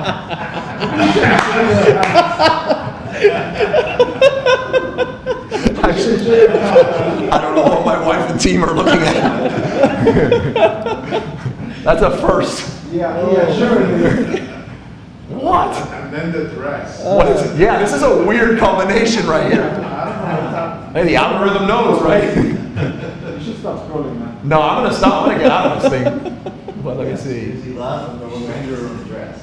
Oh my God. Oh yeah, so we see all this stuff. So searching for something within here, if it doesn't pop up, is, right? But what happens here is we can come in here and then, is it safe to click on? I want to click on this and then we can just buy it. And we get it for free. We're on Vine. Whereas on Creator Connect, let me get out of here. With Creator Connect,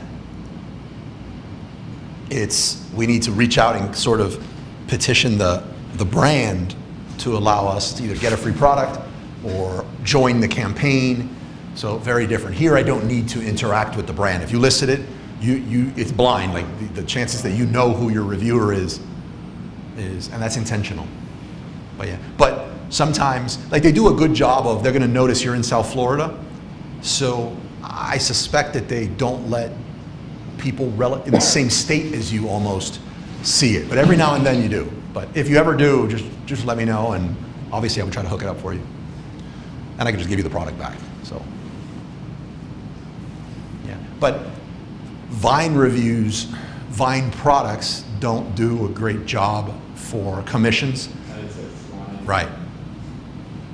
That was pretty wild, right? You told her? I'm gonna tell Jeezy. I want to see what else is on my list. I want to see what else is on that list. I hope it's my wife looking for this. No, but the team looks for all kind of stuff, and I got to blame it on the team, right? But they look for all kind of stuff there, and there was like for like pranks and gags. But that's usually the pranks and gags are not like that. Yeah. For me to blush, that's a lot. You don't think I pranked on that one. I did get pranked on that, but I'm going to find out why that happened. That almost reminds me of, like, I told somebody, like, I have a problem with TikTok because I have a daughter who's not here today. She's 6. And I hope TikTok doesn't exist when my daughter gets older, because to me, TikTok almost seems like, from a business perspective, it's great, but it almost seems like, I don't know, like soft porn almost. It's like everything there is like hypersexualized and stuff, and I don't want my daughter, like, I don't know, I don't want her exposed to that. So then somebody was like, my TikTok doesn't look like that. And I'm like, mine does. Like, look at my TikTok. And they're like, that's the algorithm retargeting you for what you like. And I was like, oh, but think about it. If you see something sort of disturbing, you pause. And you're like, did I really see that? So what are you telling? The algorithm doesn't know what you're thinking. It just says, wow, you paused longer on that video. You're into that. And it shows you more. And next thing you know, you're like, oh my God, it's all over the place. And you're watching, you're showing friends, and you're sharing it with a friend. Like, did you see this? And the algorithm's like, oh, this person's sharing, they're engaging. And your algorithm could quickly become flooded. But I've seen somebody else's TikTok and it's full of nothing but comedians. And I was like, I want my feed to look like that. There you go. Sometime. Okay. Influencer program. So 1 to 4% versus 20 to 50% or whatever, Creator Connect. You want to be on the Creator Connect side. So one of the things I would do differently is that. I would focus more on that. There was somebody who was part of the group, but fortunately, we had to give him the boot from the group, but was somebody who I admired a great deal in like the work ethic side that they had and their curiosity around exploring new things that I'd have ideas on. And one of those new ideas, I was like, hey, I discovered these new softwares that will allow you to, because think about it, we just said, what I just described to you is like really cool for the money, but it's also work. Like you need to hunt through all of these Creator Connection campaigns. It's still 5 videos a day at least. It's a little bit of work there. So this is not looking like passive income, right? So what if the process for finding these Creator Connection opportunities could be automated? And before everyone thinks I'm about to say Claude, I'm not, right? What if it could be automated in a sense, and now we're back to just 5 videos a day in 30 minutes, that sounds nice again. And I discovered some softwares that I believe would do that, but I was like, man, I'm probably a couple months away from having the bandwidth to be able to do that. I recommended somebody in the group give it a shot. And this person, you don't need, like when the program came out and I told him, and I'm like, hey, go do this. He was one of the first people to leave a review, do a review, and started making some money on it. So he's quick to jump in and validate stuff, and he does. He gets the software. There's two softwares that I'd recommend. One of them is called Oink, O-I-N-K, and the other one's called Viral View, and View is V-U-E. We have a full webinar training from the founder of Oink, talking about how to use the actual software, the important pieces I'm going to tell you today, and then I have a training set up with one of the founders of Viral View for the same thing.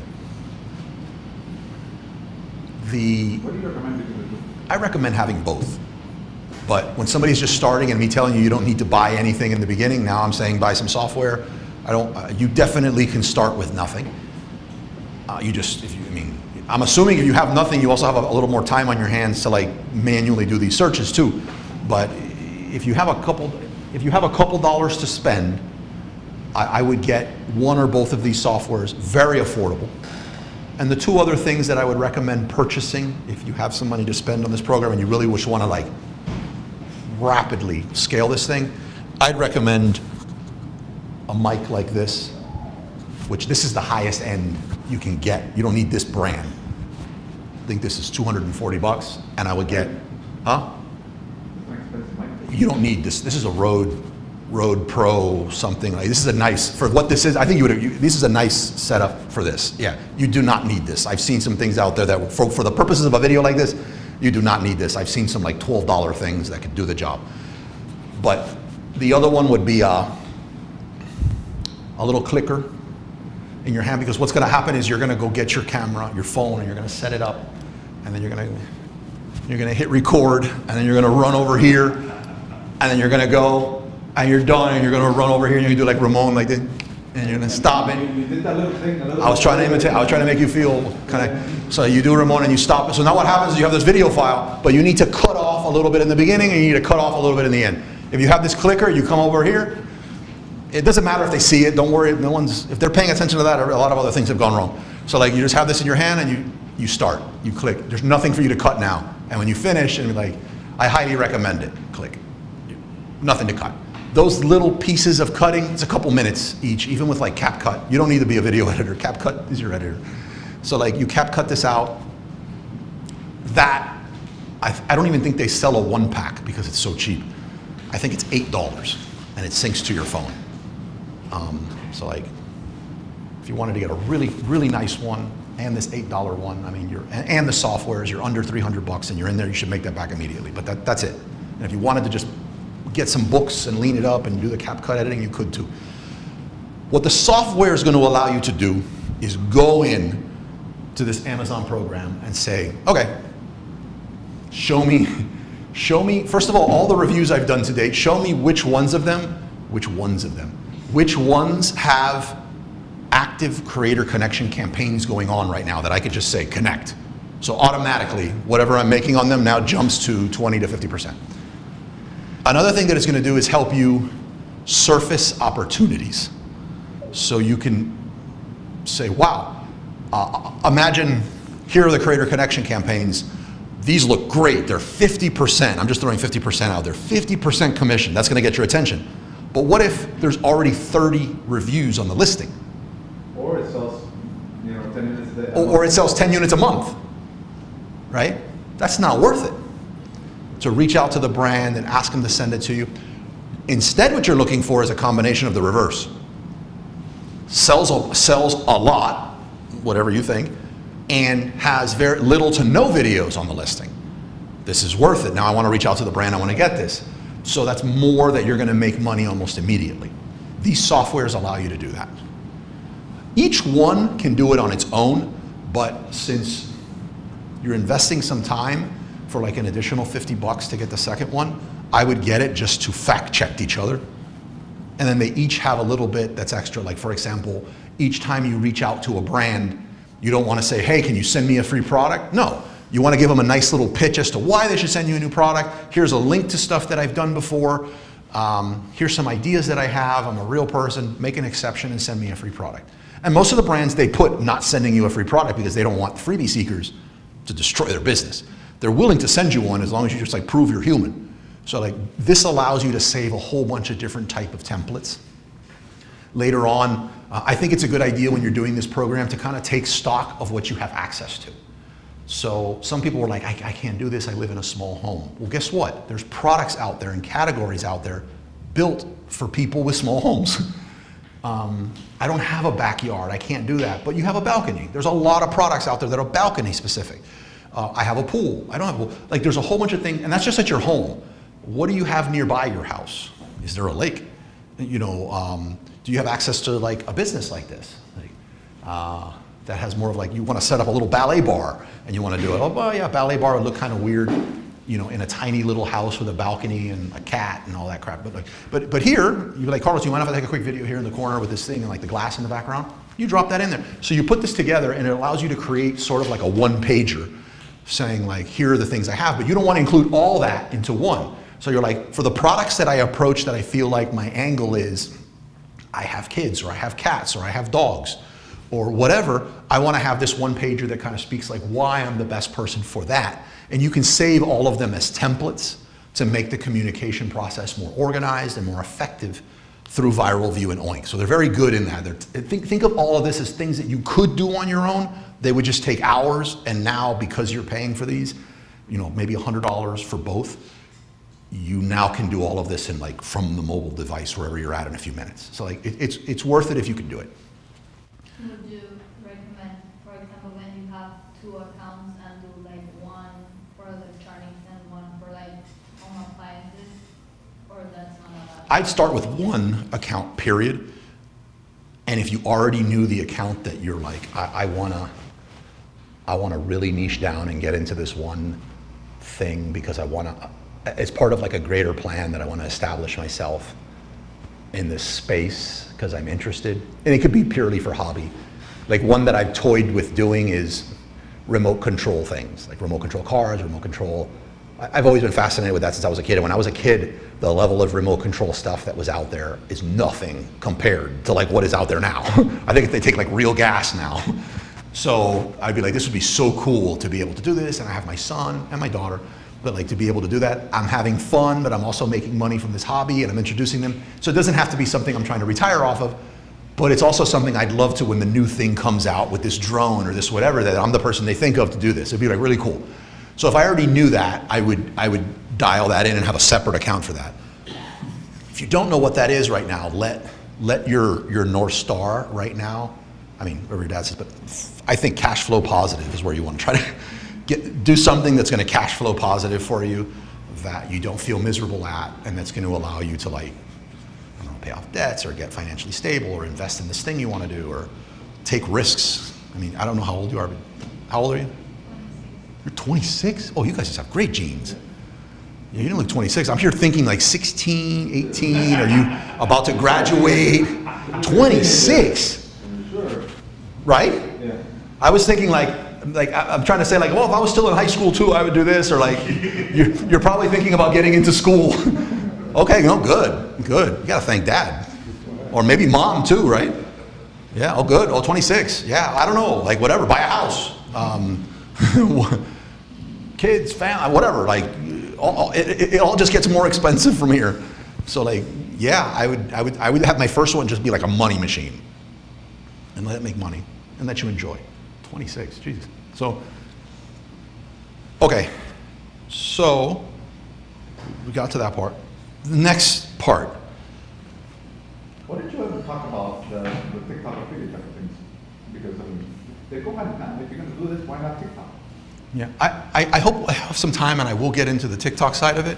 It's just what you pushed back on in the beginning is a very real thing, and I hate to give you credit, but like it is a real thing in the sense of someone that might sell wholesale, not having to do with your wholesale question, but somebody that might sell wholesale would much rather do that than be involved with anything that revolves them being on camera. Like people get absolutely terrified of everything having to do with that. And I hear everything under the sun. I just told everybody, I was like, you just use CapCut, you don't have to be an editor. I swear to God, after this, someone's gonna say, man, I wanna get into this, but you know, I don't know how to video edit. And I was like, I just said, you don't have to actually be a video editor. I just don't know the difference between this and what you think. On-camera presence Yeah, on-camera and presence. marketing psychology. But if you're doing on-camera presence for here, Yeah, but that guy, we didn't hear the audio. Do you, if you saw that video on TikTok, would you stop? it's a completely different. Right. It's a different completely beast. Different strategy. Yeah, it's a different. So I feel like unless the one that kind of does everything, and we work with a lot like hooks and all that being important. And if we want to sell a supplement, you know, that needs to be this like ripped six pack or whatever, or you have somebody like some woman reaching up showing, you know, that's like your hook to get this started. If you don't have that and you're on TikTok, you need to show, there needs to be a lot more better like on-camera presence. There needs to be, Oh, it's a whole other completely different. yeah, if I was to break down an Amazon influencer video and a TikTok video, the TikTok video has a lot of like tension and release going through, like what's going on. And this is just, hi, you know, I am a robot. This is the composter. And it's like, so like ease of entry. However, the more Amazon influencer videos you do, the more comfortable you get on camera and turning it on. So even if the Amazon influencer program goes away at some point, you are building a soft skill here that is, I'm comfortable, I'm super comfortable on camera and going live and promoting something that I'm passionate about. That alone is worth it. So I think it will naturally take you into TikTok. I agree, and it's completely different strategies, but it's not all sexualizing either. Like I know a brand that sells dog beds, and the top video is made last month $50,000 in 1 month. Yeah, well, dogs, I don't know if they have dogs involved, but like you put a dog, a cat, a baby, I know it doesn't all have to be sexualized, but those are hooks in themselves. Like everyone, oh, like that sucks you in. It's like there's ability to make money both places, here and there. By his product. So a baby in the picture, and like, oh my God, a baby, and then this is gonna save this poor little baby. He's not gonna slip. Yeah, of course. Like, you're almost like anti-human if you don't buy his product. You know, so it's like there's a lot going on there psychology-wise, in my opinion, for a TikTok video, that you don't have to have it all for Amazon influencer program. But I think you can make a lot more money as a TikTok creator than you can as an Amazon influencer, 100%. So one of the things, and this is not what today's session is about, but one of the things we have created, as a matter of fact, I'm recording all day tomorrow on doing it. It's putting this together for somebody to go through like a course structure or something that's gonna run like $50 a month called Creator Blueprint. And what it is, it has the Amazon influencer program, everything we've covered here, everything I covered for free in the newsletter. It has the TikTok blueprint on how to do this with TikTok. And then in between it, it has a totally different one, which is just comfortable with video. So it's a Facebook group with video challenges that you can do to get comfortable and understand a video setup from your phone, a video setup bringing in a DSLR, multiple camera angles, and like using a switcher and like things that you do not have to know how to do to make money, but that are gonna make you feel so comfortable and empowered doing that it's gonna just open up a whole bunch of doors. It does that. And that's my way of saying, okay, if you're terrified to show your face here, go here. If you showed your face, but you feel like you need to make this gap, use this. And then also bringing in some brand deals for people and like different tricks. But I think that's the, okay. Next step. And this is the final major one in the Amazon influencer program to make money. We just talked about reaching out to brands. We talked about recording everything you have, after seeing that there's an opportunity that it sales. You not recording everything you have and instead reaching out to only Creator Connect possibilities that allow you to make more money. And that allow you to make more money, meaning opportunity for your video to show very easily and high volume of sales per day or per month. The final one, some people call it, as a matter of fact, some people meaning Oink, the founder of Oink, when I brought it up to him, and the person that was in the group that I told you I reached out to, and I was like, this is what I need to prove, I just don't have the time to do it right now, can you do it? I called it strategic buying. The person from Oink says, yeah, that's a thing. I call it product investing. Whatever you want to call it, this is what it is. You bring in, this requires software, and it requires a much stricter filter, in my opinion. Like, you need to not get emotionally attached to a product. And what this means is you now filter the same way you would for a Creator Connect product. Needs to be in Creator Connect, needs to be, you know, maybe 4 to 6 weeks remaining on this Creator Connect campaign. Meaning, so by the time you get the product, there's still needs to be availability for your product to show up as a review. Meaning, in my case, if it's an investing product, maximum of one video already there, preferably none. And you saw when we looked at this product on this listing how it had a video square next to the thumbnail images. If the product detail page does not have a video there, your videos can't show up. So the listing gets unlocked for that once the brand posts at least one video. So the video can show, has little to no competition, and has sales volume per month. And the campaign.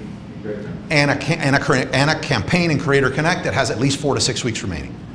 If those things exist, what Oink will allow you to do is say, create a list for me with that criteria where what the product costs, let's say 30 bucks, what the product costs versus me being, let's say, the only one here converting at 10% of the sales, seeing my video, would allow me to recover the 30 bucks I paid for the product before my credit card would be due. You get what I'm saying? Now, let's say it doesn't fully recover before your credit card's due. You're still gonna make the money back, but that's the criteria you wanna put in, that you're playing with this free money. It's kind of like an investing. That's where the investing comes in. It's an arbitrage. Yes, it's an arbitrage that's going on in the scenario. We've messed around with it, it works. It does not work 100% of the time, but it works an overwhelming amount to where the few that do not work, it more than covers what you spent on the ones that didn't. So, And if you were to create a filter today, how many products would show up that apply by that filter? whenever we do it, we'll probably get,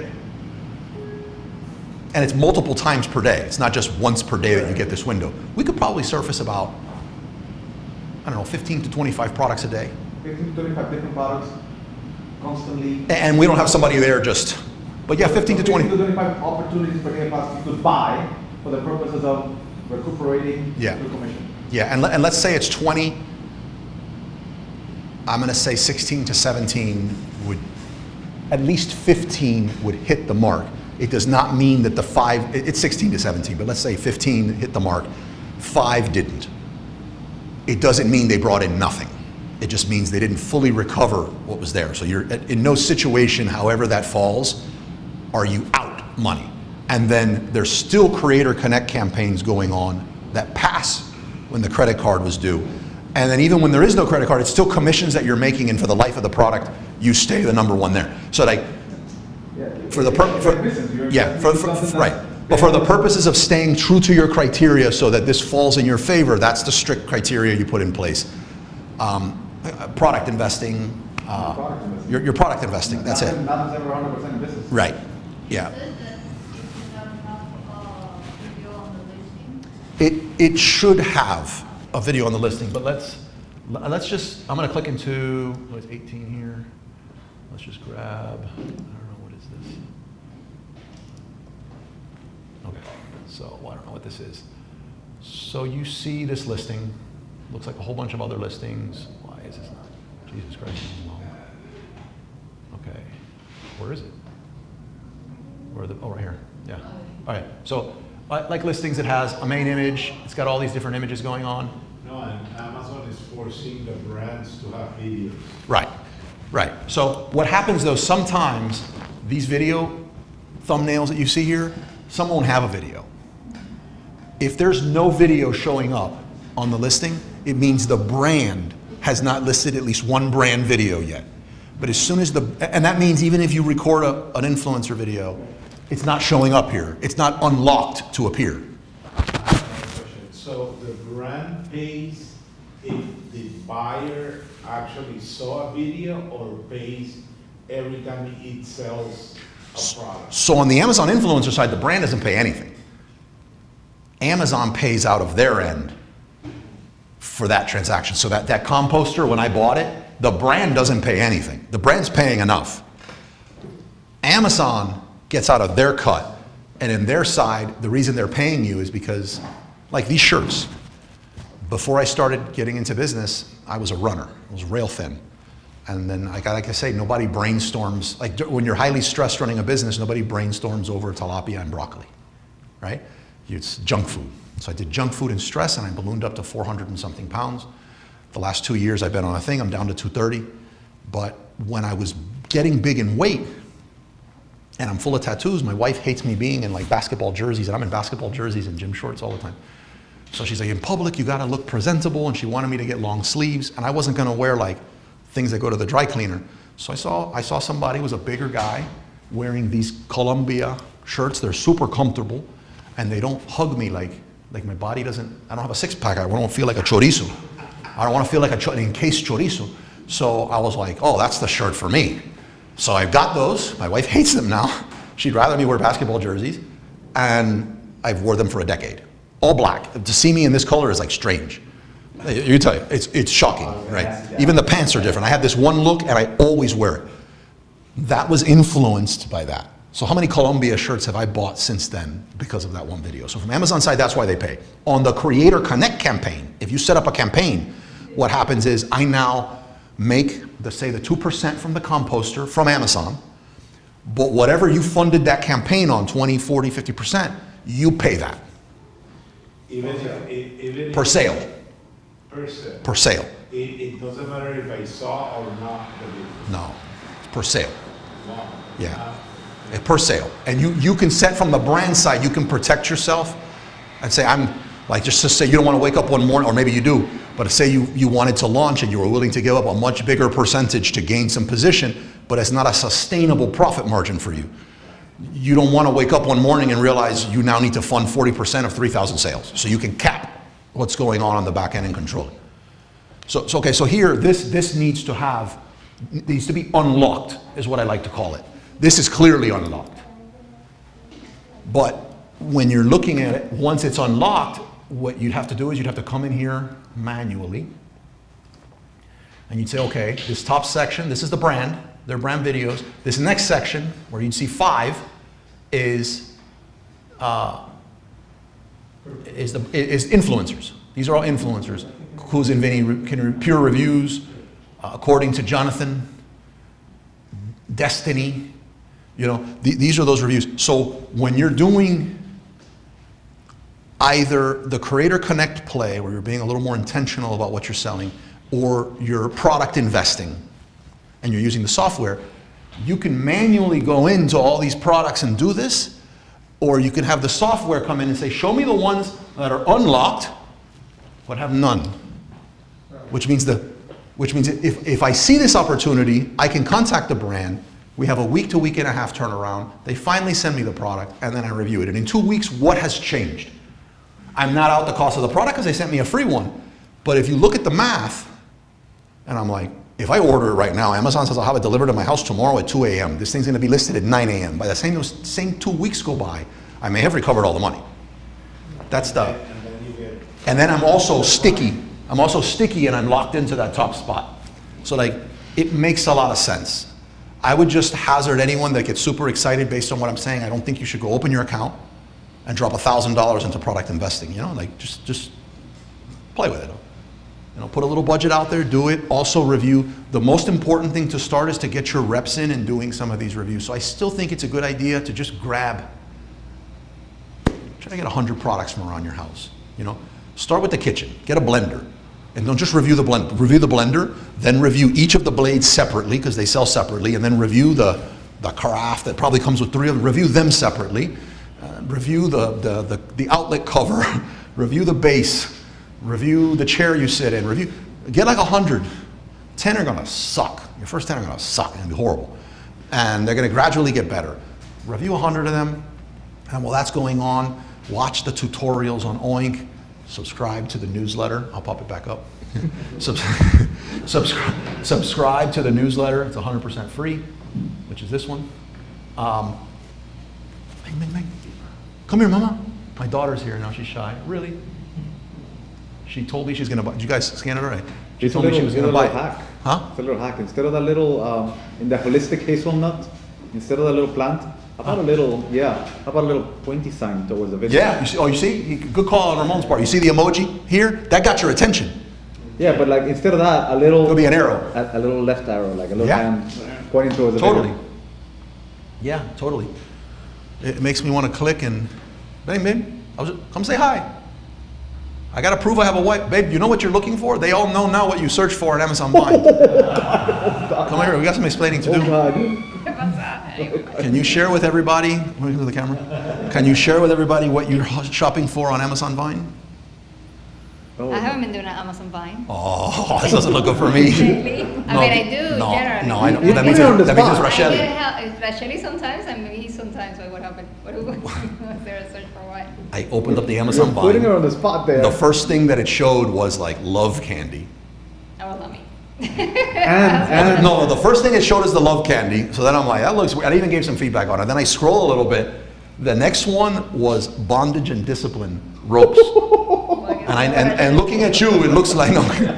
And then the other one was some weird like a hoodie, a dress hoodie. a weird costume. So apparently you rope me up and I wear a dress. Oh God. Like I said, But this is my wife, Giselle. My wife would kill me if I put her on the spot like that. That's what I'm saying. I did good. I did good. That's why he's lifting weights. That's why I live weight. I protect myself. Super You can't violent. protect yourself. What they tell you about Cuban women is Against a true. Cuban woman, you can't protect yourself. What they tell you about Cuban women is true, Bioli. No, so what was I going to do? Yeah, that's just the gist of it when it gets to the investing in products. I'd recommend, like I said, starting with those reviews. Then, while that's going on, go through all the tutorials that Oink has, that ViroView has, all the free ones. Get comfortable with generating a list and seeing these product opportunities. Share them with other people if you want in the group, or if you don't know who to trust in the group and you want some extra eyes, just DM me, message me, or come to another Saturday meetup and afterwards be like, hey, look, this is what I'm thinking of. It's probably too late by the time we review it, but at least you know, like, oh my God, I'm picking the right thing, or I can tell you, no, that doesn't work and that doesn't work because of X, and you know how to do it. What else? The newsletter I mentioned. The other one is TikTok, and we don't have time to like deep dive into TikTok. We've got like 12 more minutes, but TikTok, well, you know, before we get into TikTok, to be able You're to... never gonna get it in 12 minutes, so don't even try. Yeah, so but I'll touch on TikTok briefly just to prove Ramon wrong. But like, to put a bow on the Amazon influencer side of things, the reason why everyone's not doing it and everyone's not making a bunch of money on it is because most people don't get the account open. Right? So, and the reason why they don't get the account open, I think, is the reason why a lot of people, not most, but a lot of people don't make a lot of money off the program when they do get in. And that is, people are really lazy and have very, and I don't mean to look at you, but they're very lazy and have very little follow through. So I just told, does anyone here think 5 2-minute videos a day is a lot? Yes. You're lazy, you're the first one. It's not. For the amount of money you just said, that's not. That's because anyone think of an easier business? No. But you know what's gonna happen? Is you're gonna do 5 videos the first day, and the second day, and the third day you're gonna say, Carlos doesn't know what the hell he's talking about. I'm gonna do 20 videos You often today. don't. Yeah. And you're gonna get those 20 videos done a day, and Carlos is gonna be an idiot for that day. And the next day you're gonna be like, I'm really tired. I did 20 videos a day. And you're gonna be retargeted on social media talking to you and selling you on the power of batch recording. And then you're gonna be like, you know, once a week on Saturday morning, I'm gonna batch record 35 videos a week. I'm still doing my 5, but I'm gonna have all this free time during the week. And something's gonna happen. Then that first Saturday you do it. You nailed it. You're like, 35 videos, a lot of videos. And it took you 3 hours.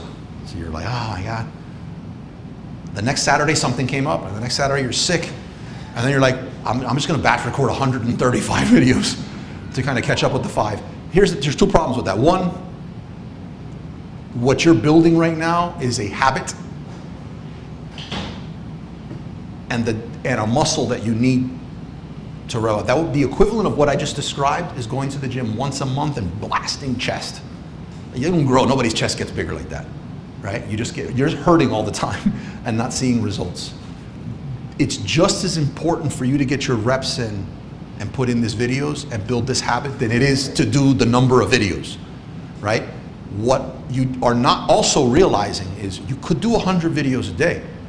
It would be very easy for me to show you some sites that you can go to and find a whole bunch of brands that are willing to pay you like $250 to record 30 videos for them, little 2-minute videos. $250 is not a lot of money to do video, but we're not talking about, this is not like video. Here's the problem. This can be an excellent side hustle, right? A very lucrative side hustle. But the best way to kill a side hustle is to turn it into a job and start building SOPs and stuff behind it. And if you start taking on a lot of video work, guess what? You no longer have a side hustle, you have a video agency. And you, at the end of the day, don't know anything about video. Don't know anything about managing a whole bunch of files. You don't know how to organize a whole bunch of files. You don't know how to do any of that stuff. So what you're gonna have is an absolute stressful nightmare here. And when you add it up and you look at the hours you're putting into this thing, you're really like, wow, I could make more money mopping floors at Starbucks. And you've created something horrible out of something that could be very easy and very profitable. So most people do that. So that failure to like stick to a plan and build a habit and execute is why most people who get in the program don't make a lot of money. But that same mentality is why people don't get in. And here's the issue. It's the Amazon influencer program. Amazon does not say how many followers you have to have on your social media for them to determine that you're an influencer. But we've been able to narrow down what it is to almost guaranteed get approved, okay? Because real influencers with 50 followers get approved. So it's really not, like Amazon does look at this.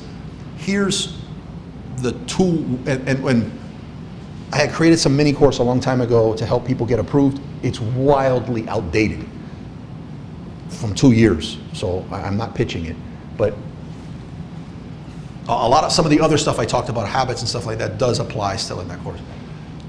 To get approved now, the easiest way to get approved, the thing that holds the most weight right now, that it was just guaranteed you're gonna get in the program, is do you have a social media channel that is aged? Meaning, do you have an Instagram that has been around? Don't think about your followers right now. It has existed and been around for 2 to 3 years. Do you have one? If you do, 90% of the battle is done, right? The next thing you're gonna wanna do with that, and that could be a Facebook page, a TikTok, an Instagram. If you do have that, the next thing you're gonna wanna do is ask yourself, do I have 3,000 to 5,000 followers? If you don't, it's okay. What you're gonna wanna do on those, first of all, if it's your main business, like if this is where you get your main business from, I don't recommend using it for that. Because the next step of what you're gonna do, like if social media is a critical part of your business, what I'm gonna suggest next is not, I wouldn't recommend it from the marketing side of what I do, right? This is just with the idea of getting approved for the program. What you're gonna wanna do, say you're on TikTok, if you had do you have a TikTok that has existed, the account has existed for 2 years, right? If you do, what you do is go to some of your posts, go in and go to boost, post, promote. They push it everywhere. It's a native on TikTok, real TikTok followers, and you're gonna pay some money in exchange for them to expose you to more people, to followers. You're probably gonna pay like $100, if that, because TikTok followers are like, I would say the lowest caliber quality to get. Pay $100 and you're gonna hit that follower count. Right? If you already have the 3,000 to 5,000, fantastic. You don't need to boost anything. Just go with it. Same thing with Instagram. Well, Instagram's a little trickier because Instagram doesn't have like a native boost this post feature. What you're going to want to do with Instagram, if that's the only one you have, is in that case maybe you work with like a Twixie or one of these people that promote your stuff to real people. Not a huge fan, but that's the way you would do that. If you're on Facebook, they have a feature within Facebook that you can run a few dollars in ads, you know, likes to page, like easy to do. You don't need to be a Facebook ads expert to do this. So, but I think Claude can do it for you now. And then if you don't have any of those, what I'd recommend is record a few videos of you doing a short, a vertical one. Do not overthink this. If you want, I'll tell you what, if this is your struggle, tell me, and I will create some short scripts for you, and you could just read those scripts on camera. Create 2 or 3, create a new TikTok, create 2 or 3 posts, or create a new YouTube, create 2 or 3 posts, boost them using either TikTok Boost or YouTube Promote, get the followers, and then once you have that, you then go to the Amazon Influencer Program and you apply to be an influencer.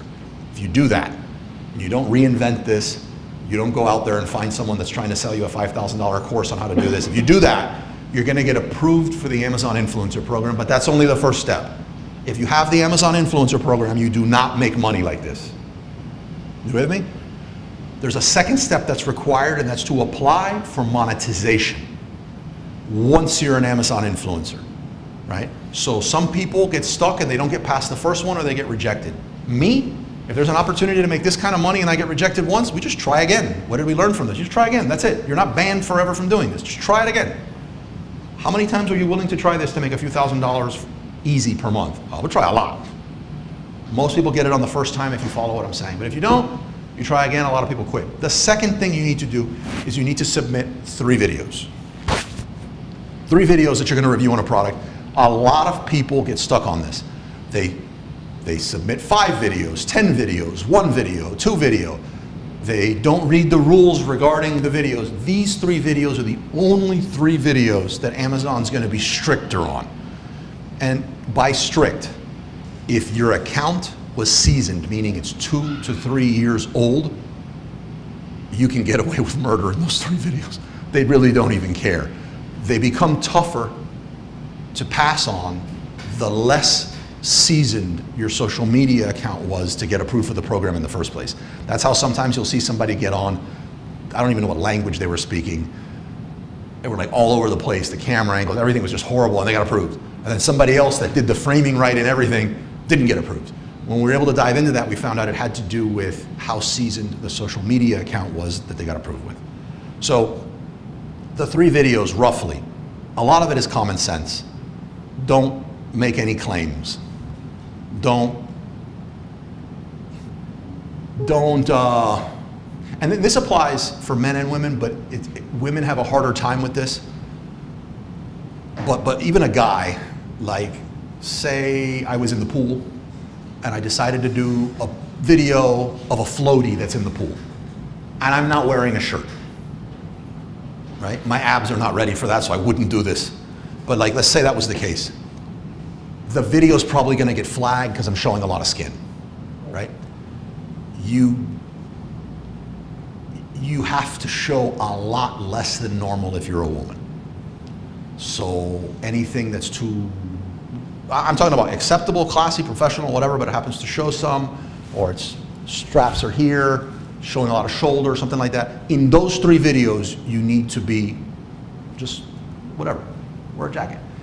You don't want to show any branding in the videos. So like this, don't show it, plain shirt. You want a plain background, right? You don't want to show this because Amazon's algorithm's a little crazy in the beginning. You're reviewing this product, it's very easy, I'm reviewing this product, but it also sees another product back here. Or what's this? None of that, just super simple. Lighting kind of matters, but it's not cinematic or anything like that. You just don't want to look like you're in the dark. Don't have a whole bunch of echoes going on. If English is not your first language, just speak a little slower and enunciate. It does need to be in English. Don't be careful. This is one a lot of people get tripped up on. Like, let's say this product had a serial number or a part number somewhere on here, and no matter how fast, to us, nobody saw this. To Amazon's frame by frame, crystal clear. Can't show it. If you're outside shooting something, it can't catch even a piece of a license plate, an address, no personal information. If you're gonna do a beauty product, shampoo, sunscreen, something as simple as SPF protection from the sun, that is a medical claim. Can't say it. This cream helps me get rid of my acne. That's a claim. Avoid all that stuff. Get simple things. Get like a dongle or a mouse. Something that you can hold in your hands, that you can maintain eye contact with, and you can keep in frame the whole time. Simple. And that you can sort of engage with. And the 3 videos do not have to be 3 videos that have opportunities to make money. So just simple products for you to review, absolutely. Any questions? I have a question. In the example that you showed, Yep. the guy was sitting at his desk, Yeah. right? So you have all that product behind him. Or That only applies for the first 3 videos for you to get approved for monetization. After that, you go ham. Okay. Yeah. So it's just that. Go nuts with it, They yeah. just want us to be able to see you pure without any interruption or anything else in the frame. Yeah, and once you're approved for the Amazon Influencer Program, you also can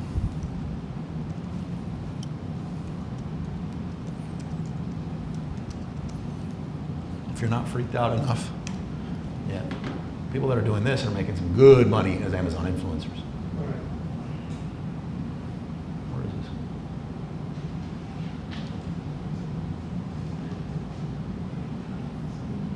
No, this is the movies.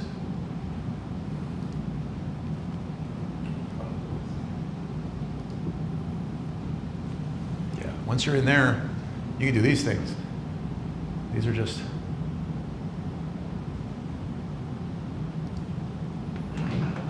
so this is an Amazon influencer. And I mean, look at that. That's nothing high tech about that. I think it's a Logitech Pro probably that he's using on his computer as his video. He's probably using the audio from the Logitech because I'm not even seeing anything here. Oh, WTI, as a matter of fact, I know exactly what they're doing.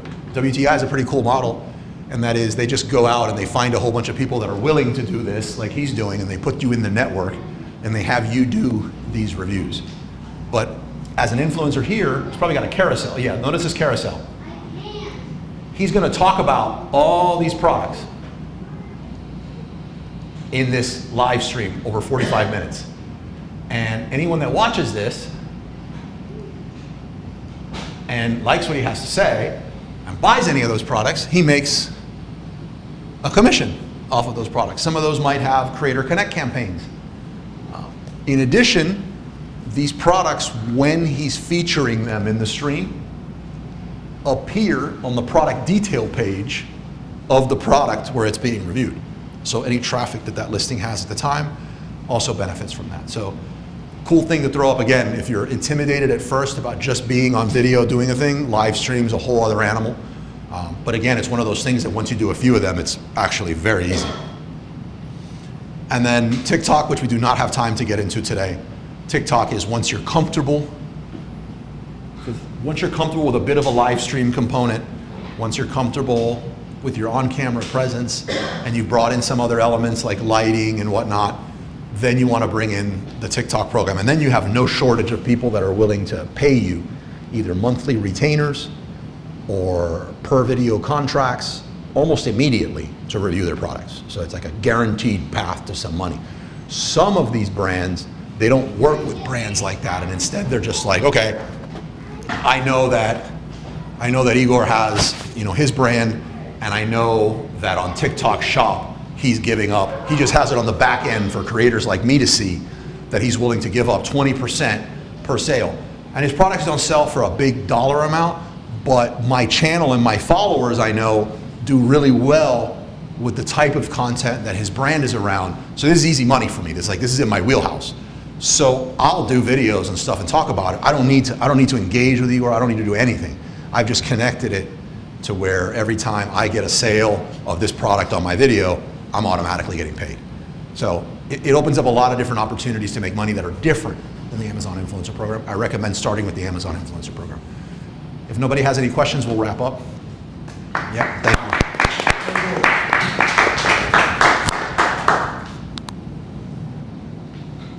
Oh, and if I haven't mentioned, join the newsletter.